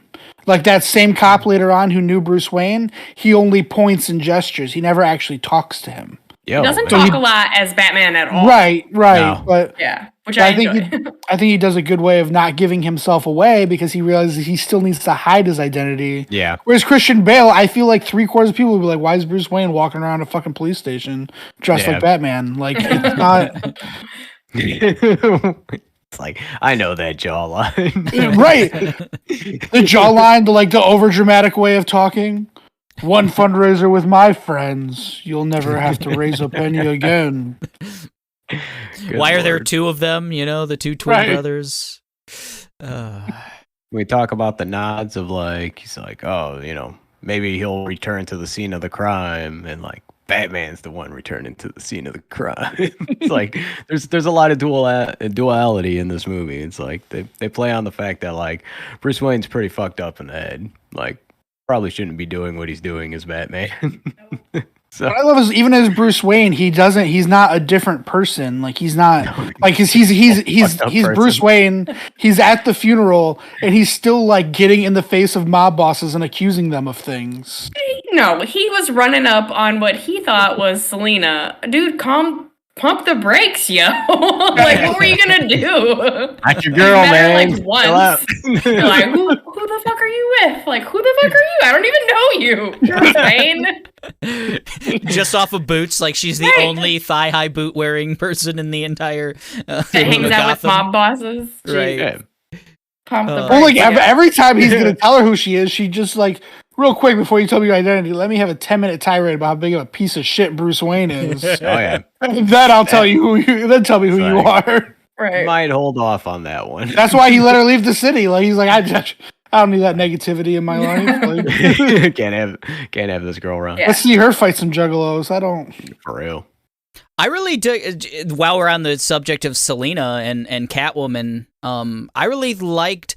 I could take or leave Zoe Kravitz most times. She's like okay in my book, Yeah, but I thought she was really good, and I really liked the character, like how important they made the Selena Kyle like character in the story. Yeah. She could have easily just been like some, eye candy or whatever, the classic femme fatale, because they're going for that like noir thing. Cat burglar. Yeah, but really, like, she pushes the story forward. She has her own kind of story aside from Batman and his investigation and everything else. She's kind of doing her own thing that doesn't have like, and he's just kind of like, hey, I want to be a part. Can I like get in there a little bit? Literally get in there. Sure.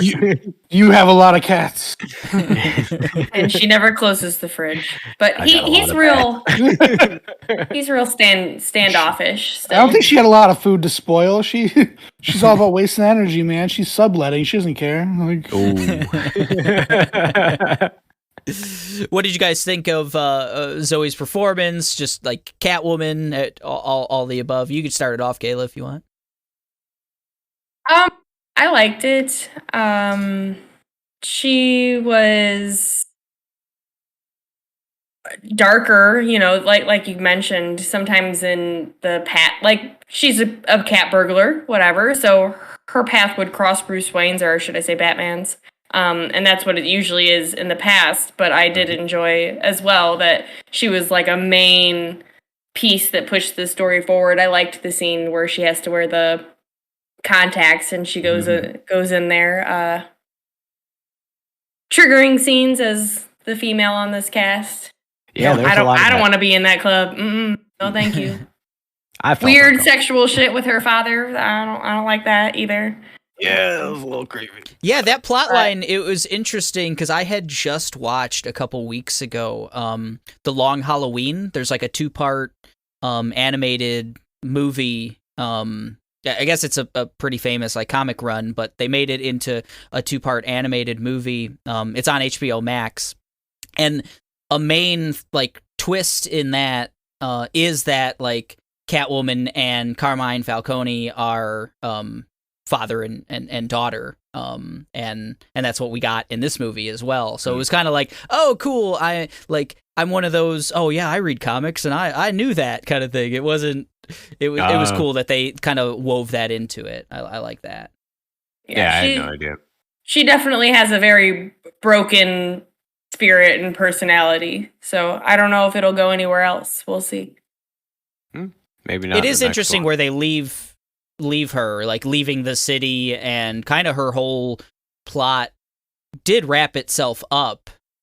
So you wouldn't necessarily need her in a sequel, but I don't know. I liked their chemistry for the most part, and I thought I liked the scenes where they got to fight together or even fight each other. Because they have kind of two different styles. She's very Could've kicky. used more of that.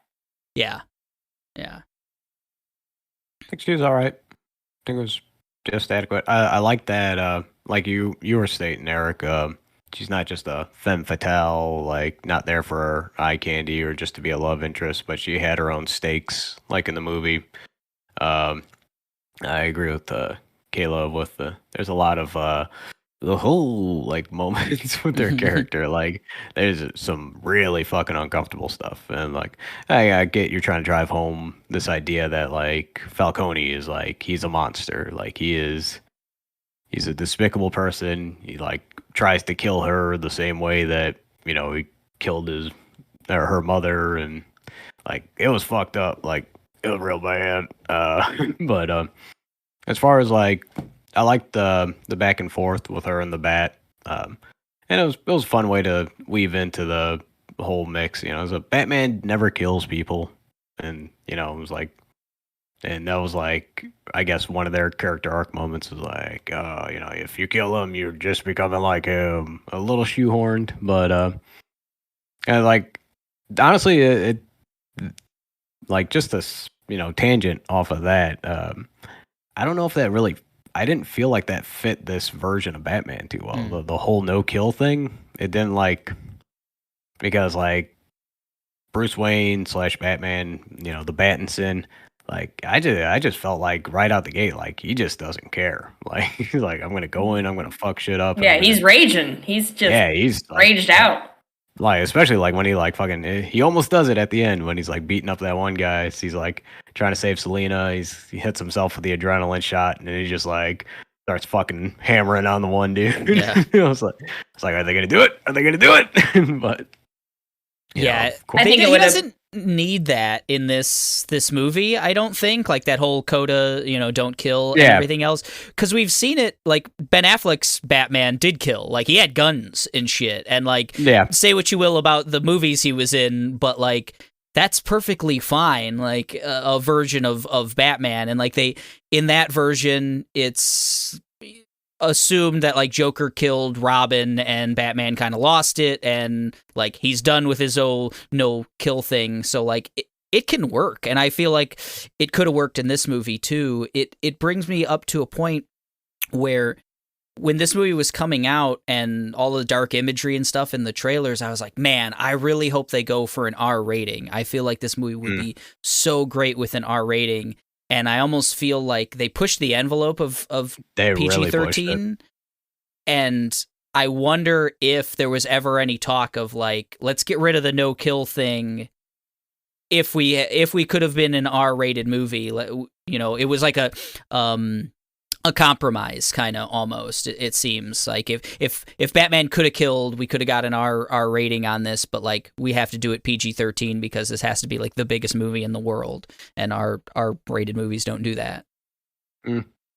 A quick note on like Batman and Selena and him obviously using her for his gain, because was it just me, or did he not seem like he gave a fuck about her missing dead friend? Like, he was, I'm not ever gonna bring it up.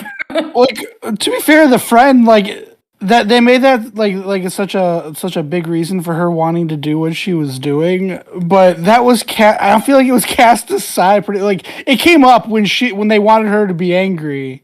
Yeah, but took a back seat for when they wanted her to be funny or like hot or cool. Like, it was like a reason, I guess. Like, they just needed a reason for her to be out there dressing like a cat killing people. Well, she doesn't really dress like a cat in this one. She just kind of She was already doing that before the girl got kidnapped. Yeah, she was trying to save up money to get her girl out of the fucking the country. Right. So, but yeah, I mean, it's.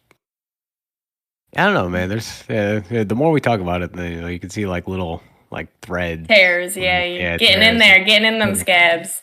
I got the scabs. I mean, no movie is perfect, no, arguably, but yeah, it just seemed like it was kind of like like Aaron said, a means of keeping her like in the plot. It's like, that's my stake. Would have been, and it's a fine thing to be there, but like I would think Batman would get at least use that as leverage. Like, that is how he got there, following that woman from the mayor's murder. Well, also, like, if he cares so much, going back to the Juggalo mugging, if he cares so much about stopping low crime like that, like low-level crime like that, but does not care about a blatant, like, kidnapping murder. I believe it's Muggalos. I believe they're Muggalos. Yes, Muggalos. Yeah, I like them as different Muggalos. subgenre. But, like, he cares about, like, some petty crime, and then as soon as he gets a whiff of the Riddler, it's like, murder, that takes a back seat. This guy's living riddles. I mean, that guy did murder the mayor, so I guess mayor's murder is over Russian child bride, but... True. I think it's just, like, they played a lot on, like, how mentally fucked up Batman is himself. It's like he's obsessed with what he's doing. It's just as unhealthy as, all these other crazies running around trying to, like, him and the Riddler, how different are they really? They hammered on that. They played on that. Even when he's like talking to Paul Dano, like at, they always do that. Yeah. And then the whole, he beats the fuck out of the guy and they take the mask off and he's like, "Who are you?" He's like, "I'm vengeance." But it's like I like at the end when he's just saying Bruce Wayne like 1,000 times. Like, at what point would Batman be like, "Shut up, man, they don't know"? Like, quit saying my name. That was definitely I had to look up that scene again. because I don't think I understood it the first time. Yeah, because he goes to see the Riddler. He blames Bruce Wayne for his problems. Right. But It felt like he was saying, like, I'm unmasking you. Like, that's what they wanted. Yeah. That's what they wanted. And then there was a tone switch. Like, they changed the music and everything when he finally said, "You're the real you is the Batman." Like, because I love you. I fucking hate Bruce Wayne. I love the Batman. Because he just doesn't know. Right. Which. Yeah, who's who? Right. Which is fine. Like, because, if he was, like, crazy, he'd be. Him telling people that, the richest person in the city is Batman, nobody would believe him. But now that we know he's, like, right next door to the Joker, like, that would kind of change things if he's just telling the Joker who Batman is. And so yeah, I did want to discuss that scene, actually. Like, I loved this movie, and that was the one scene where I was like, oh, come on, you really dropped the ball here. Like, especially when that kind of scene's introduced and you hear Joker talking kind of first, or at least loudest. It really, really sounded like Jared Leto to me, and I was like, oh no, they're like doing that version of Joker in this. Yeah, like some of the same characters, but a different movie. Right. I was just really afraid that's where, because this movie was its own thing. Like, it's not really attached to the rest of the DC universe. It's so grounded. All those other movies are very, like, bombastic and supernatural and all that. Like, and then to do that, or what I thought they were doing, like putting Jared Leto in there. Thankfully not. I would have been really upset, but that would have shot. I would have not watched anymore. Right. Well, I like the scene because I think when they're showing how manipulative, if it does turn out to be a joke, you never know what kind of red herrings they do. I mean, he talks about clowns and he laughs a lot, but he's in a mental institution, so who knows? But like how manipulative he is, like, because he even opens up like asking him a riddle. And at the same time, asking them to be friends, and like you can just tell, like it's gonna lead to stuff. I thought that was pretty cool. Yeah, I guess I would have been better if that scene was maybe a post credits or something like that. Well, they made the joke like just goodbye because they were. Everybody knows post credit scenes are in superhero movies, so they kind of just. They tried to be high and mighty like they didn't do one when all they really did was take what normally would be a post-credit scene and stick it before the credits. Slap it, before the credits. Yeah, I didn't feel like that scene like fit, at least where I was going in the movie. I really wanted it to not feel... It just felt like they just like tossed it in there, like as if it was an after credit scene, but they tossed it in there. But I don't need another Joker, but I guess if we're going to that guy, Barry Keogh, I think is his name. He's pretty good. Like he's pretty good like in the Eternals. And he's definitely got a very like unique look to him. It also seemed like you couldn't see much of his face in the thing, but it kind of like a silhouette. It seemed like he was messed up, like he had a really he was cut and you could see his teeth and stuff. Right? Yeah. So I like a grotesque looking Joker. That would be cool. When I read a review of it, like because I was like trying to make sure I didn't miss anything. I guess like you can see that he's got green hair. Interesting. And like there's like red on his face. So I personally couldn't see, but maybe just the movie theater wasn't super clear. I don't know. Yeah, I didn't see green hair. I just saw like what looked to be some scarring kind of. Yeah, I saw the side of his face. And I was like, hold on, wait, is that Two-Face? Because the whole entire face looked fucked up. So I was like, I think they missed out. I think they could have shown a Harvey Dent, hinted at stuff. That would have been cool. I heard that like they didn't want to go too overboard on Easter eggs like a lot of these movies will do. Yeah. But they already shoved a lot into this movie, man. That's, right. They made like... Well, usually, what they usually do is they take every named character that's ever been mentioned in the comic book and they pepper them through these movies. But that's what it felt like still for me on this. Could have did as much as I loved the Penguin in this, I could have almost said that he was my favorite villain, but I just feel like it would have been more impactful for him to be in the shadows and then give us more with the show, because I feel like his parts in the movie are just kind of dialogue. They're nothing super exciting. They could have been shorter. It was odd to have him and Except for Carmine. the chase. The in chase this- was real cool. Yeah, you almost could have thrown like Carmine into that car chase though. Like pretty much every scene that you had with Penguin, like if you wanted to, you could just put like Carmine in those scenes because it's like it's like all the mob type stuff, like in interrogating the mob. And Carmine's the boss, and even. You could still set up the fact that like, at the end there's a power vacuum and who's going to take over. Yeah. Well, we already know, we know a guy named the Penguin exists, like, right? Just being Batman fans. So you could have shown him for 5 minutes at the end, like, he's the new up and coming guy. They call him the Penguin. And like, that could have been another after credits scene or something. But, I mean, I kind of get like why you didn't just throw Falcone in those scenes, because the whole mystique of him is that like he is untouchable. He's like this unreachable guy. You have to go through other means than just fucking chasing him in a jet engine ran, fucking car, which was awesome. I love that scene. I think my favorite parts of this movie is just like, I could see somebody being like this mentally fucked up and going around the streets of like the south side of Chicago and doing something like this. Sure. Like just going around beating the fuck out of gang members and stuff. And like, it was gritty and it seemed more realistic. Like I think it may have been you, Eric, who mentioned that it's like, it's not as bombastic as like these other Batmans that we've dealt with. You don't have your Lucius Foxes with like, I got like a jet. I got, a fucking tank. Yeah. I got, like all these gadgets and all this shit. And he's like, no, it's just this fucking like really obsessed dude. He's got this idea of like how he's going to clean up crime, regardless of how fucked up or how skewed it might be, but he's still going to do it because, somewhere up there, he's pretty fucked up in the head too. And they play a lot of this in the comics because, it's like they make the joke that like Batman is technically still that scared lost boy in the back alley who watched his parents get shot. And I feel like the Battinson kind of portrayed that pretty well because like he's still this guy who's just fucked up, over the loss of his parents.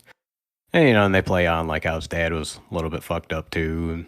And, And his mom was a little bit fucked up too. Yeah. Yeah. So and then you can play on that. Maybe there's, there's a family history of, some mental illness in there. Mental illness. So maybe it tacked onto this Batman. Who knows? He's a flawed individual. The other noteworthy thing about this like film as a whole is just like the background music. I don't think there's a scene at all without like tense music involved. Right. Soundtrack's fantastic. Like, Yeah. I just want to see Batman beat the fuck out of people. Like when he was going through that club and just like Aaron mentioned, I broke that guy's nose. He fought for real, man. Like he literally, like if somebody hit him, he took care of what was in front of him, and then he moved on to the next guy. And like, I should have like, there's no way to count how many times like old boy got shot in the chest. Like I don't care how much fucking plated armor you got on, like you are like literally getting fucking drop kicked in the chest with each one of those slugs, and it's like. Well, there's not a case where you shot while wearing ballistic armor, it can still like break your ribs and. Oh yeah. I did like at the end how it's like he was like literally like just beat the fuck up, like how they showed like a little realism in that sense that the adrenaline wore off and old boy's like, oh my god, I just can't get up. Yeah. It's like fucking took some licks, man. I like that he planned for needing the adrenaline. Like he had a spot to inject it through his body armor and everything. Yeah. There's some fan theories because I guess if you stop it a little bit, it's green in color. Is that dropped?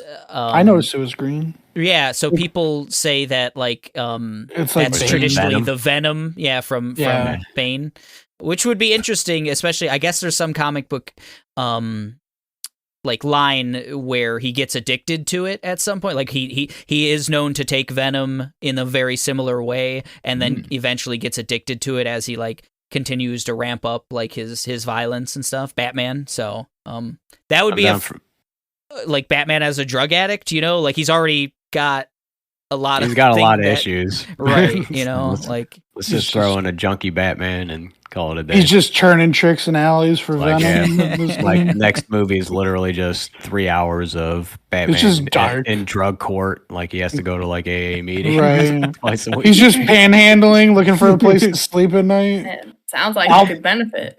Albert's really disappointed in him. Like it's just rough. Like you're not vengeance, Bruce. It's like you're just Bruce. Right. Runs into his friends who are doing let's- real well and they're uncomfortable. Like Yeah, it's let's talk about your parents, Bruce. Oh, good stuff.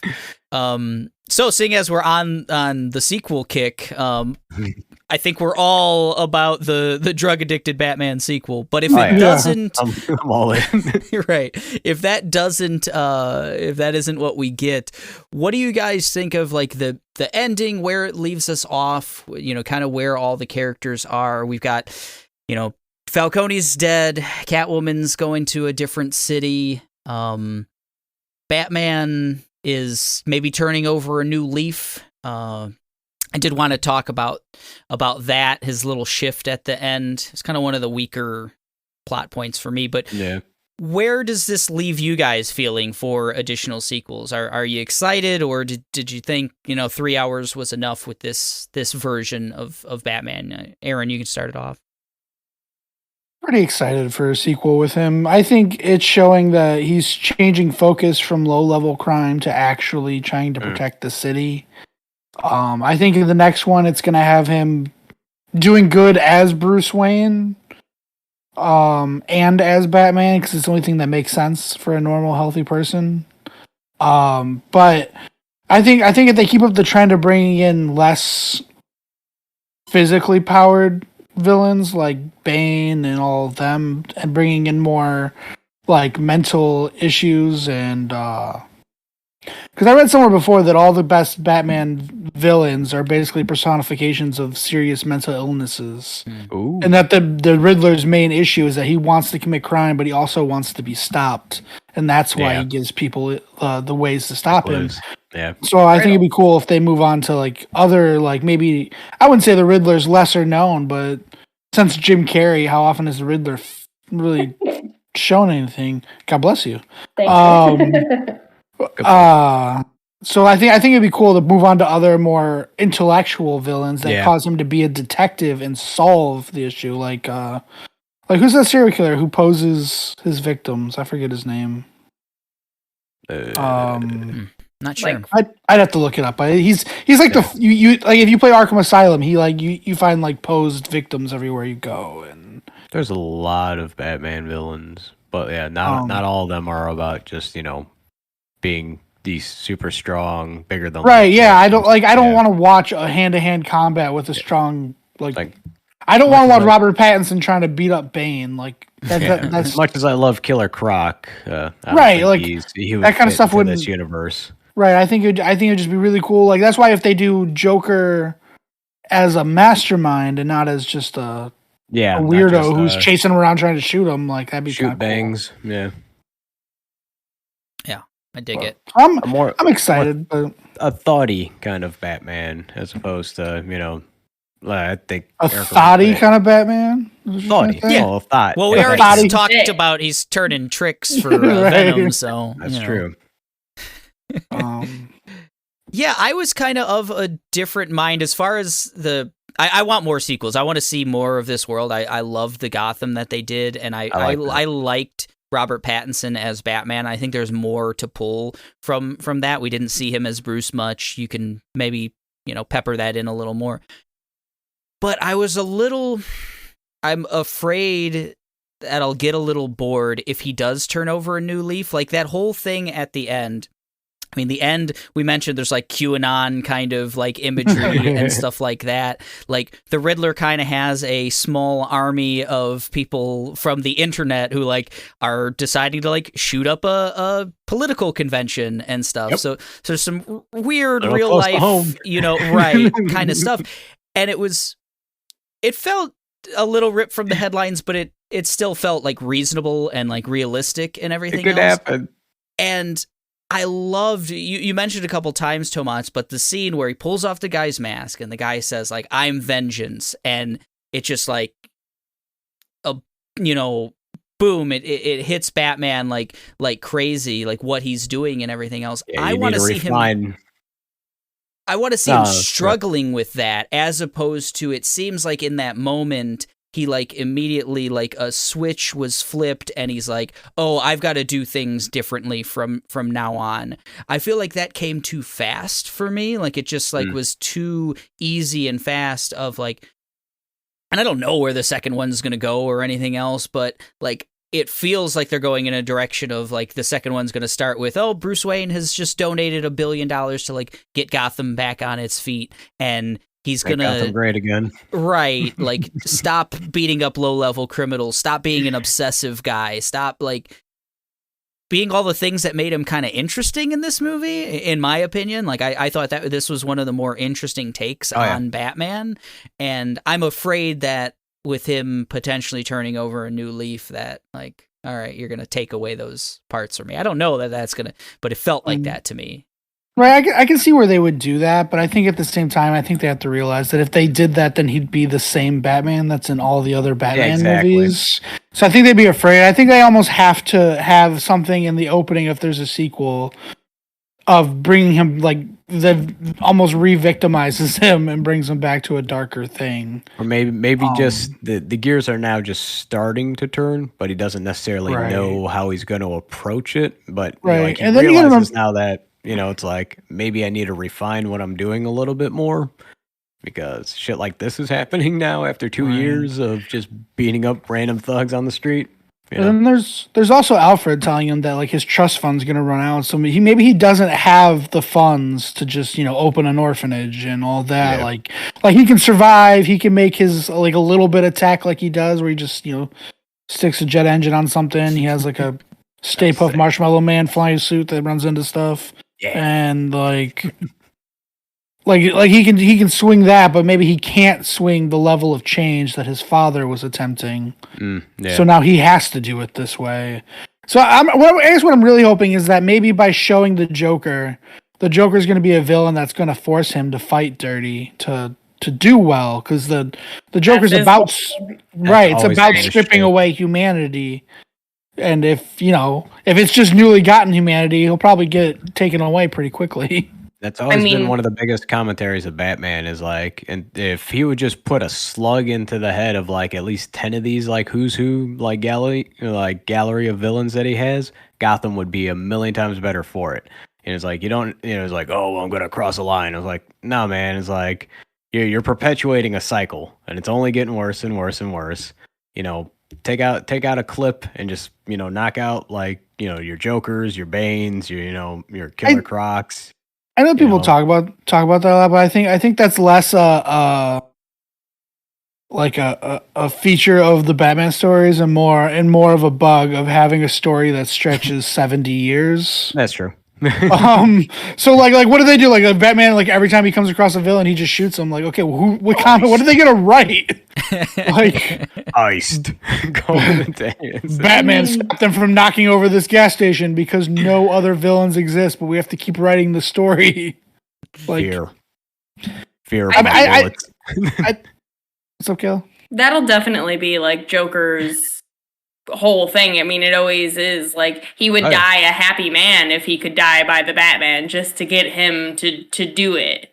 Oh yeah, he would have won. That's his whole shtick. Like if I get you to pull that trigger, like I win. So like it's the forever back and forth of it's like, just have sex already, guys. Come on. And I think they absolutely introduced him, so I think Joker is in the sequel.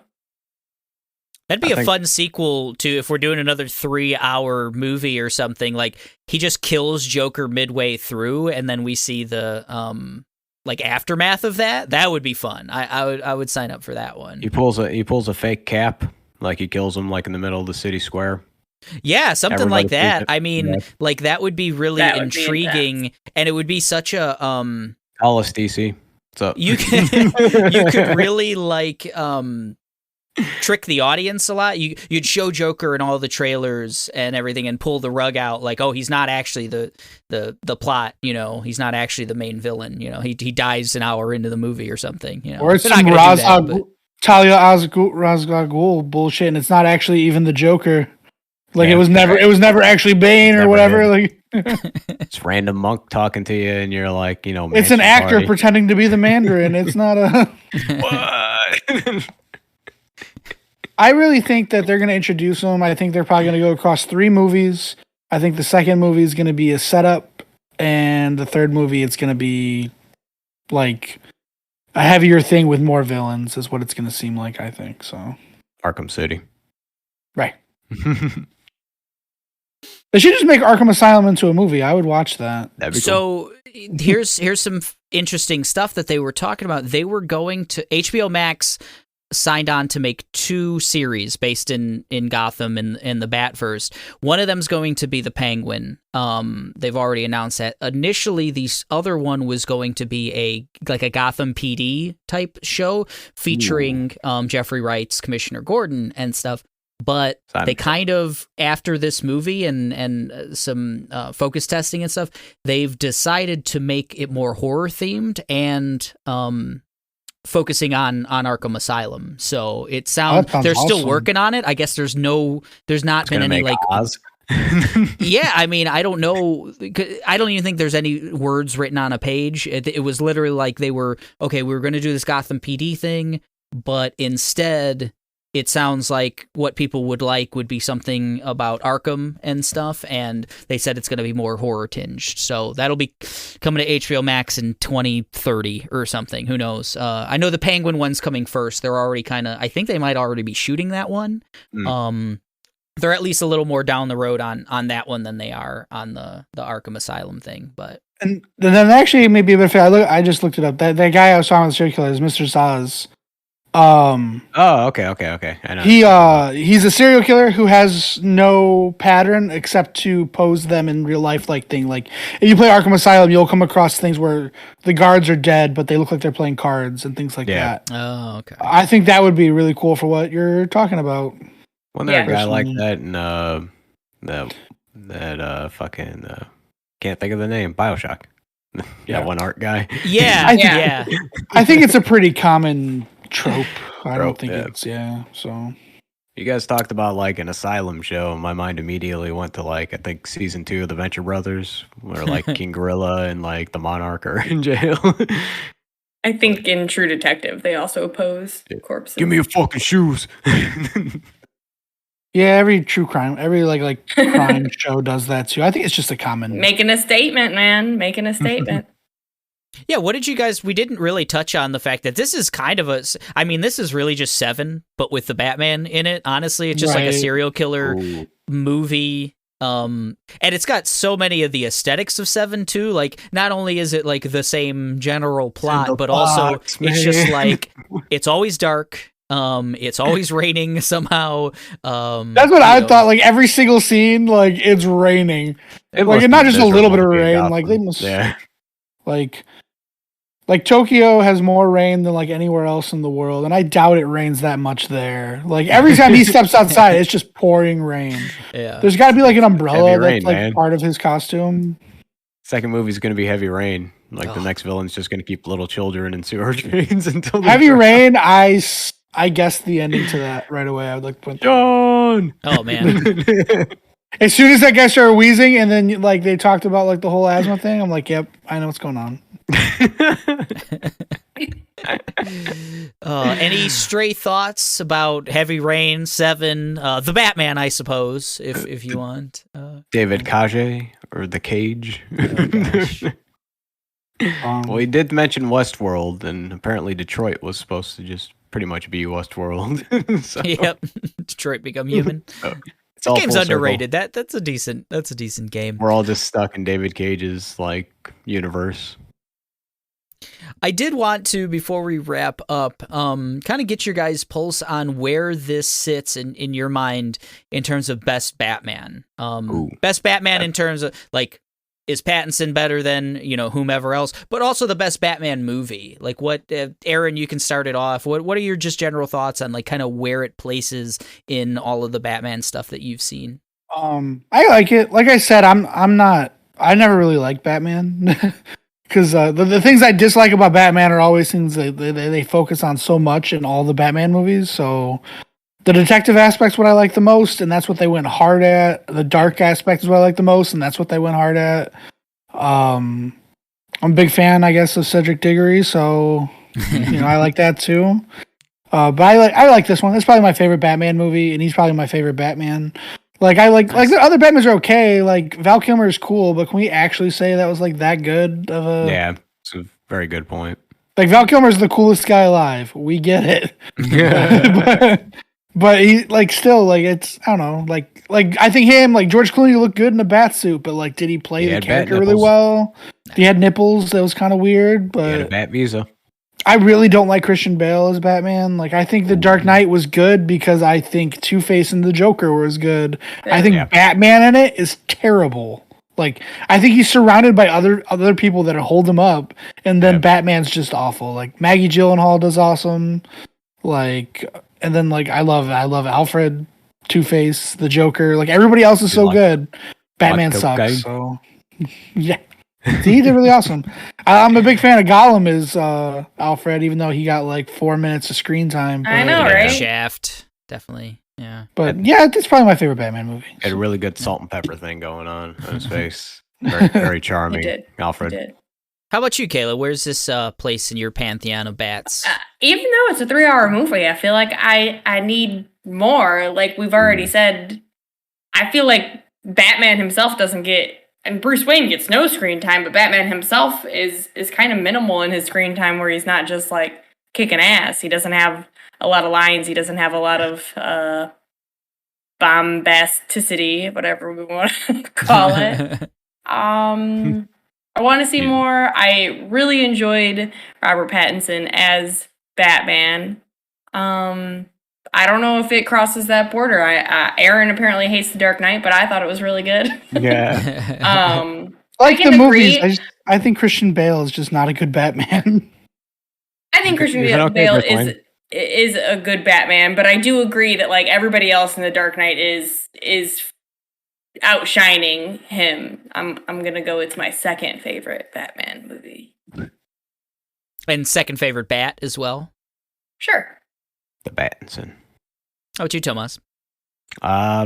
Taking everything into account. I enjoyed the Bat Bale movies.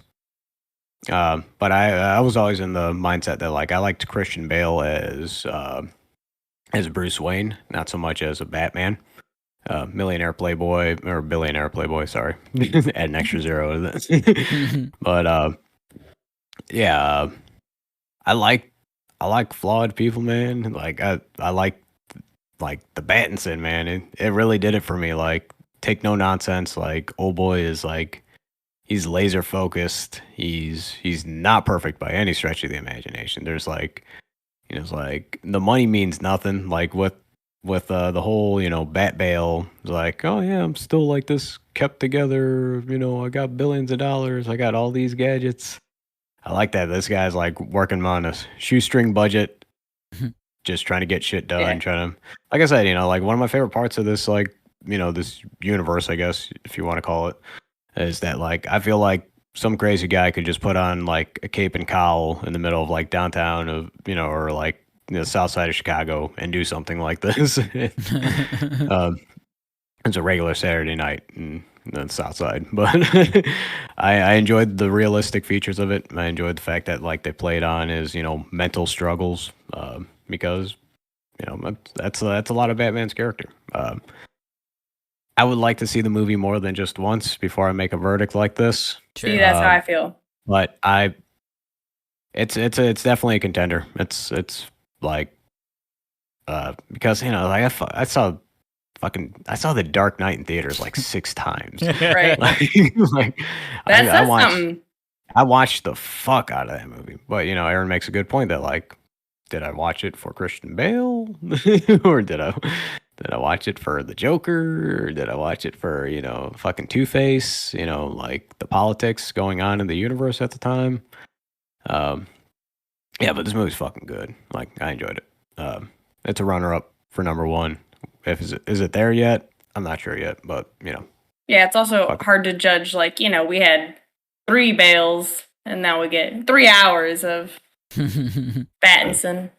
Yeah, I want more. I I absolutely want more. I think that's a solid argument for a top position, though. The fact that, like, yeah, I want to know more what's going on with this universe. I want more of this character, not just Yeah. the Batman. Or, like, I want to know. I want everything about the city, This universe, like you said, I I'll want to call see it that. I want to see the commish. Become the commish. I want to see the power vacuum shit happen. The Penguins rise. I mean, Like Jeffrey Wright was good, but Gary Oldman, I mean, yeah, I also won't for let all- him be for all- dethroned so easily. For all you know, that it could just be Gary Oldman playing him. It could be. You never know. He's that talented. So, Gary Oldman as Jeffrey Wright as the commissioner. yeah, I would watch it. He's just a dude playing it, playing another dude dressed up as another dude. I wonder if they're ever gonna be brave enough in a Batman movie to cast Michael Chiklis as Commissioner Gordon. No one's that brave. Yeah, for me, I think Aaron hit it on the head. I like Christian Bale as Batman. I like him. I don't love him. I love the movies. Big fan of the Nolan Batman movies, but I do think he kind of gets outshined by, you've got, Liam Neeson's really cool in the first one, as well as Cillian Murphy as Scarecrow. And then obviously in The Dark Knight, you've got Heath Ledger's awesome performance, and then Bane is really awesome. Tom Hardy's Bane is really awesome in the third one, and then you got this, you got Gary Oldman, you got all this cast of characters that tends to outshine Batman in a lot of ways in those movies. So I probably like Dark Knight a little bit better as a movie. It's a little shorter, it moves a little faster. This is maybe number 2 at this point, at least like with recency bias going on, but I think this is probably my favorite Batman. Like, I think we'll see where he goes. I said he could get boring if he starts doing the whole, I've got 2 lives and I've got to like do the Playboy billionaire guy and be Batman. But if they don't go into that trope and just stick to like him being an obsessive, weird, dark, like addict kind of guy, like, hell yeah, just give me 5 of those. Quiet and unexpressive. Yeah, just all of that, and just like give him even more like seclusion. I felt like he kind of fell in love, or at least in lust or whatever, with Catwoman maybe a little too fast. I wish he was maybe a little more standoffish and like he should have a lot of trouble getting into any relationship. That person, that weirdo. Tie that into it's like the fact that he does like he fawns for any kind of attention that he gets. He clamors for it, like, because he's an abandoned little boy, Unless it's from Alfred, and then he's just gonna shit all over Alfred. Yeah, Alfred, man, he did shit all over Alfred. And the boy. Yeah. Ooh, it was tough to watch, but it made sense for the character. Yeah. It's like, this dude's just a spoiled, like, just, I don't know, like megalomaniac in a sense. Like, just.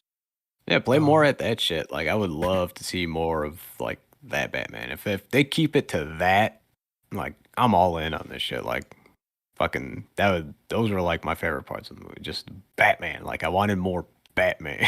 Like, whether it was him beating the fuck out of somebody, trying to solve like the riddles and shit, fucking car chasing people. Like, I felt pumped. Like that last scene where he's like beating the fuck out of everybody up in the scaffolding. Like, you could ask, like, I'm like sitting in my seat. I'm like, I was like, I was punching the bad guys with the Batman. I went full sociopath inside of my head. As much as I hate previews, and especially like previews that show the same stuff over and over and over again, I was still super excited when Colin Farrell like looks back in the car chase scene. Yeah. Super loved it, and as soon as like the dark hallway where he's walking forward and is getting, all you see is the gunfire, I turned to Eric, was like, this is the scene. This is it. Oh, good.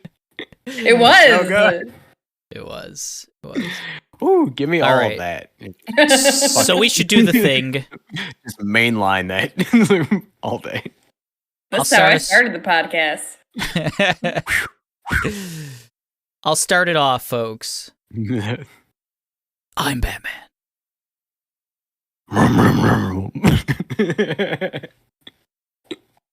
I can't do a Batman voice at all. I thought me and Aaron were just gonna be quiet. Bat. Yeah. Bat. Right, We're just quiet. We just. I'm just gonna do the Bear Jew thing and come down the hallway with the bat because that's what it sounded like. I'm like, are they really doing the scene from Inglourious Bastards? And then it's just his boots because he apparently put a clicky thing on one of his boots. Yes. I could see him doing that, like purposefully. Like, right. Let them hear me walking up. Unless I don't want them to hear me walking up, and then they won't. I want the second movie to, show the reform of that half Juggalo. Just go deep in that. It's like some people have theorized that that's Robin. Yeah. Oh, okay. They said That'd be pretty cool. I guess in that same actor has played Tim Drake, I think, in like one of the like Batgirl or one of the offshoot like WB shows or something, or CW. WB. So it's, definitely possible. I don't think they cast that exact same actor for no reason, Yeah, they focused on that dude like real hard in that scene. It's like that'd be pretty cool. I wouldn't. He wasn't. You That's can tell he something wasn't all these fully down with the clown. So right. That's something the modern Batman movies have really done. Well, I mean, I guess it Joseph Gordon-Levitt was sort of Robin, but such a weird thing. I think Robin was always, everybody always hated on Robin so much, but I always thought he was, maybe because I was like a little kid, I'm like identified with him more when I watched Batman cartoons. Sure. But I kind of like Robin. I think there's a world where there's room for Robin in these movies. Yeah, you can give him his fair shot, Right. Just like we gave Robert Pattinson a fair shot at being Batman, not being a sparkly vampire, Like, you ever watch interviews with him? He hates Twilight so much. Yeah, I'm sure he made his nut off of it though. Sure, but he also won the Best Kiss award in like every year one of those movies came out. Yeah, I mean, I always find that's weird. Like when an artist, like a singer or something, or an actor, like shits on their early work or whatever else. Like, I don't know, man. Just if you made fans, like. But like, millions of people like Twilight or whatever else. Still to this day, like there are people who know Robert Pattinson and like him from Twilight or from Harry Potter or whatever else. And like, yeah, those weren't serious acting roles, but like still, I don't know. Like, the thing is, like, he was like shitting on it like while he was like filming. Like he'd be like on promo tours, like giving interviews about how like he's like, I read the book and it just seems like Stephanie Meyer wants to fuck this guy. Like. I mean, it's well, they're I've read them. They're horribly written books, but okay. Yeah, I have not. That's kind of his thing. I mean, Robert Pattinson just kind of does have that like weird persona in the public eye. Like he kind of just doesn't give a shit. He likes to poke at people. He likes to be weird and he went on a whole tangent about how his like first love was the love triangle between Cloud, Aerith, and Tifa from Final Fantasy VII. Like he just like went into that on an interview recently. Yeah, is this part of the Final Fantasy house? What's up? Yeah. Gonna go down that rabbit hole. All right, Tomas, say goodbye. Nice. If they just listened to this entire podcast, they heard the whole thing. I think they've seen it. Well, we forgot to talk about the one scene where, Selena's feeding her cats in her apartment. And, Right. Well, we didn't talk about... I mentioned it. We didn't talk about how he pulled up the carpet to see the Grandmaster plan, Gave him that key in the very beginning, though. No? What he key? Used the carpet tucker to kill the mayor. Oh, yeah. That was right out the gate. Right out the beginning. Gate. Put that shit together. End. It's a solid beginning. Like that was brutal, Like it's like, oh man, okay, I like where this is going. Like, Jackie had trouble watching that. Oh yeah, it's tough. There was like an 8-year-old next to Kayla, and I was like, oh man, I don't. There was a baby crying, like a toddler crying, and I saw it at 11 o'clock at night. Oh Jesus Christ! Yeah, saw it at 11 o'clock in the morning. And it was packed. Like the theater was packed. It was sold out. Yeah. There was not it's that many nuts. people when I went to go see it. Mine was pretty packed. I saw it by myself, and I sat next to this like middle-aged guy with a real strong Mexican accent who was so excited the whole movie.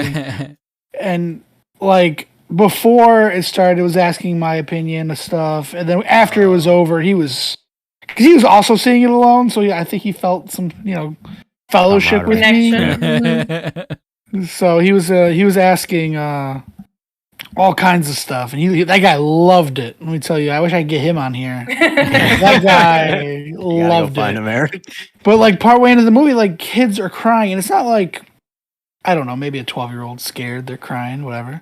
It's like a baby crying. Like, who brings a child that small? Like, I get nobody takes PG-13 seriously, but who looks up a movie, sees that it's 3 hours, so this movie's not going to be over till 2 in the morning, Right, and you bring a little kid? That's what I really think people did not realize it was 3 hours. Because, like, I knew that. The like 8-year-old next to me, he had like 2 giant drinks, and candy and popcorn. I'm like, this motherfucker's gonna have to pee. Like, Well, if he drinks the first one real He fast, pees in it. then he can piss into it, and then he can start drinking the other one. And then if he gets stranded on the island, he drinks the... Kids that age, they gotta take the whole pants down. You know, they haven't figured out how to just. So he's just in the middle of the theater, full ass. You know, my son did that for a while. Like, shirt up. I go because he leaves the door open and his pants are on his knees. I'm like, I have to beat you up, so you know what's coming in school. So like, I felt bad when I was whipping his ass, but you know, I know it's a whole thing. I mean, I've definitely like gone into a public restroom and just been like, oh well, that thing's happening here. That's go in the stall. Yeah, for real. Like, spare your child. Good Lord, where are the parents? Yeah, but you know, it's a thing, I guess. Apparently, the parents are taking their children to go see the Batman at 11 o'clock at night.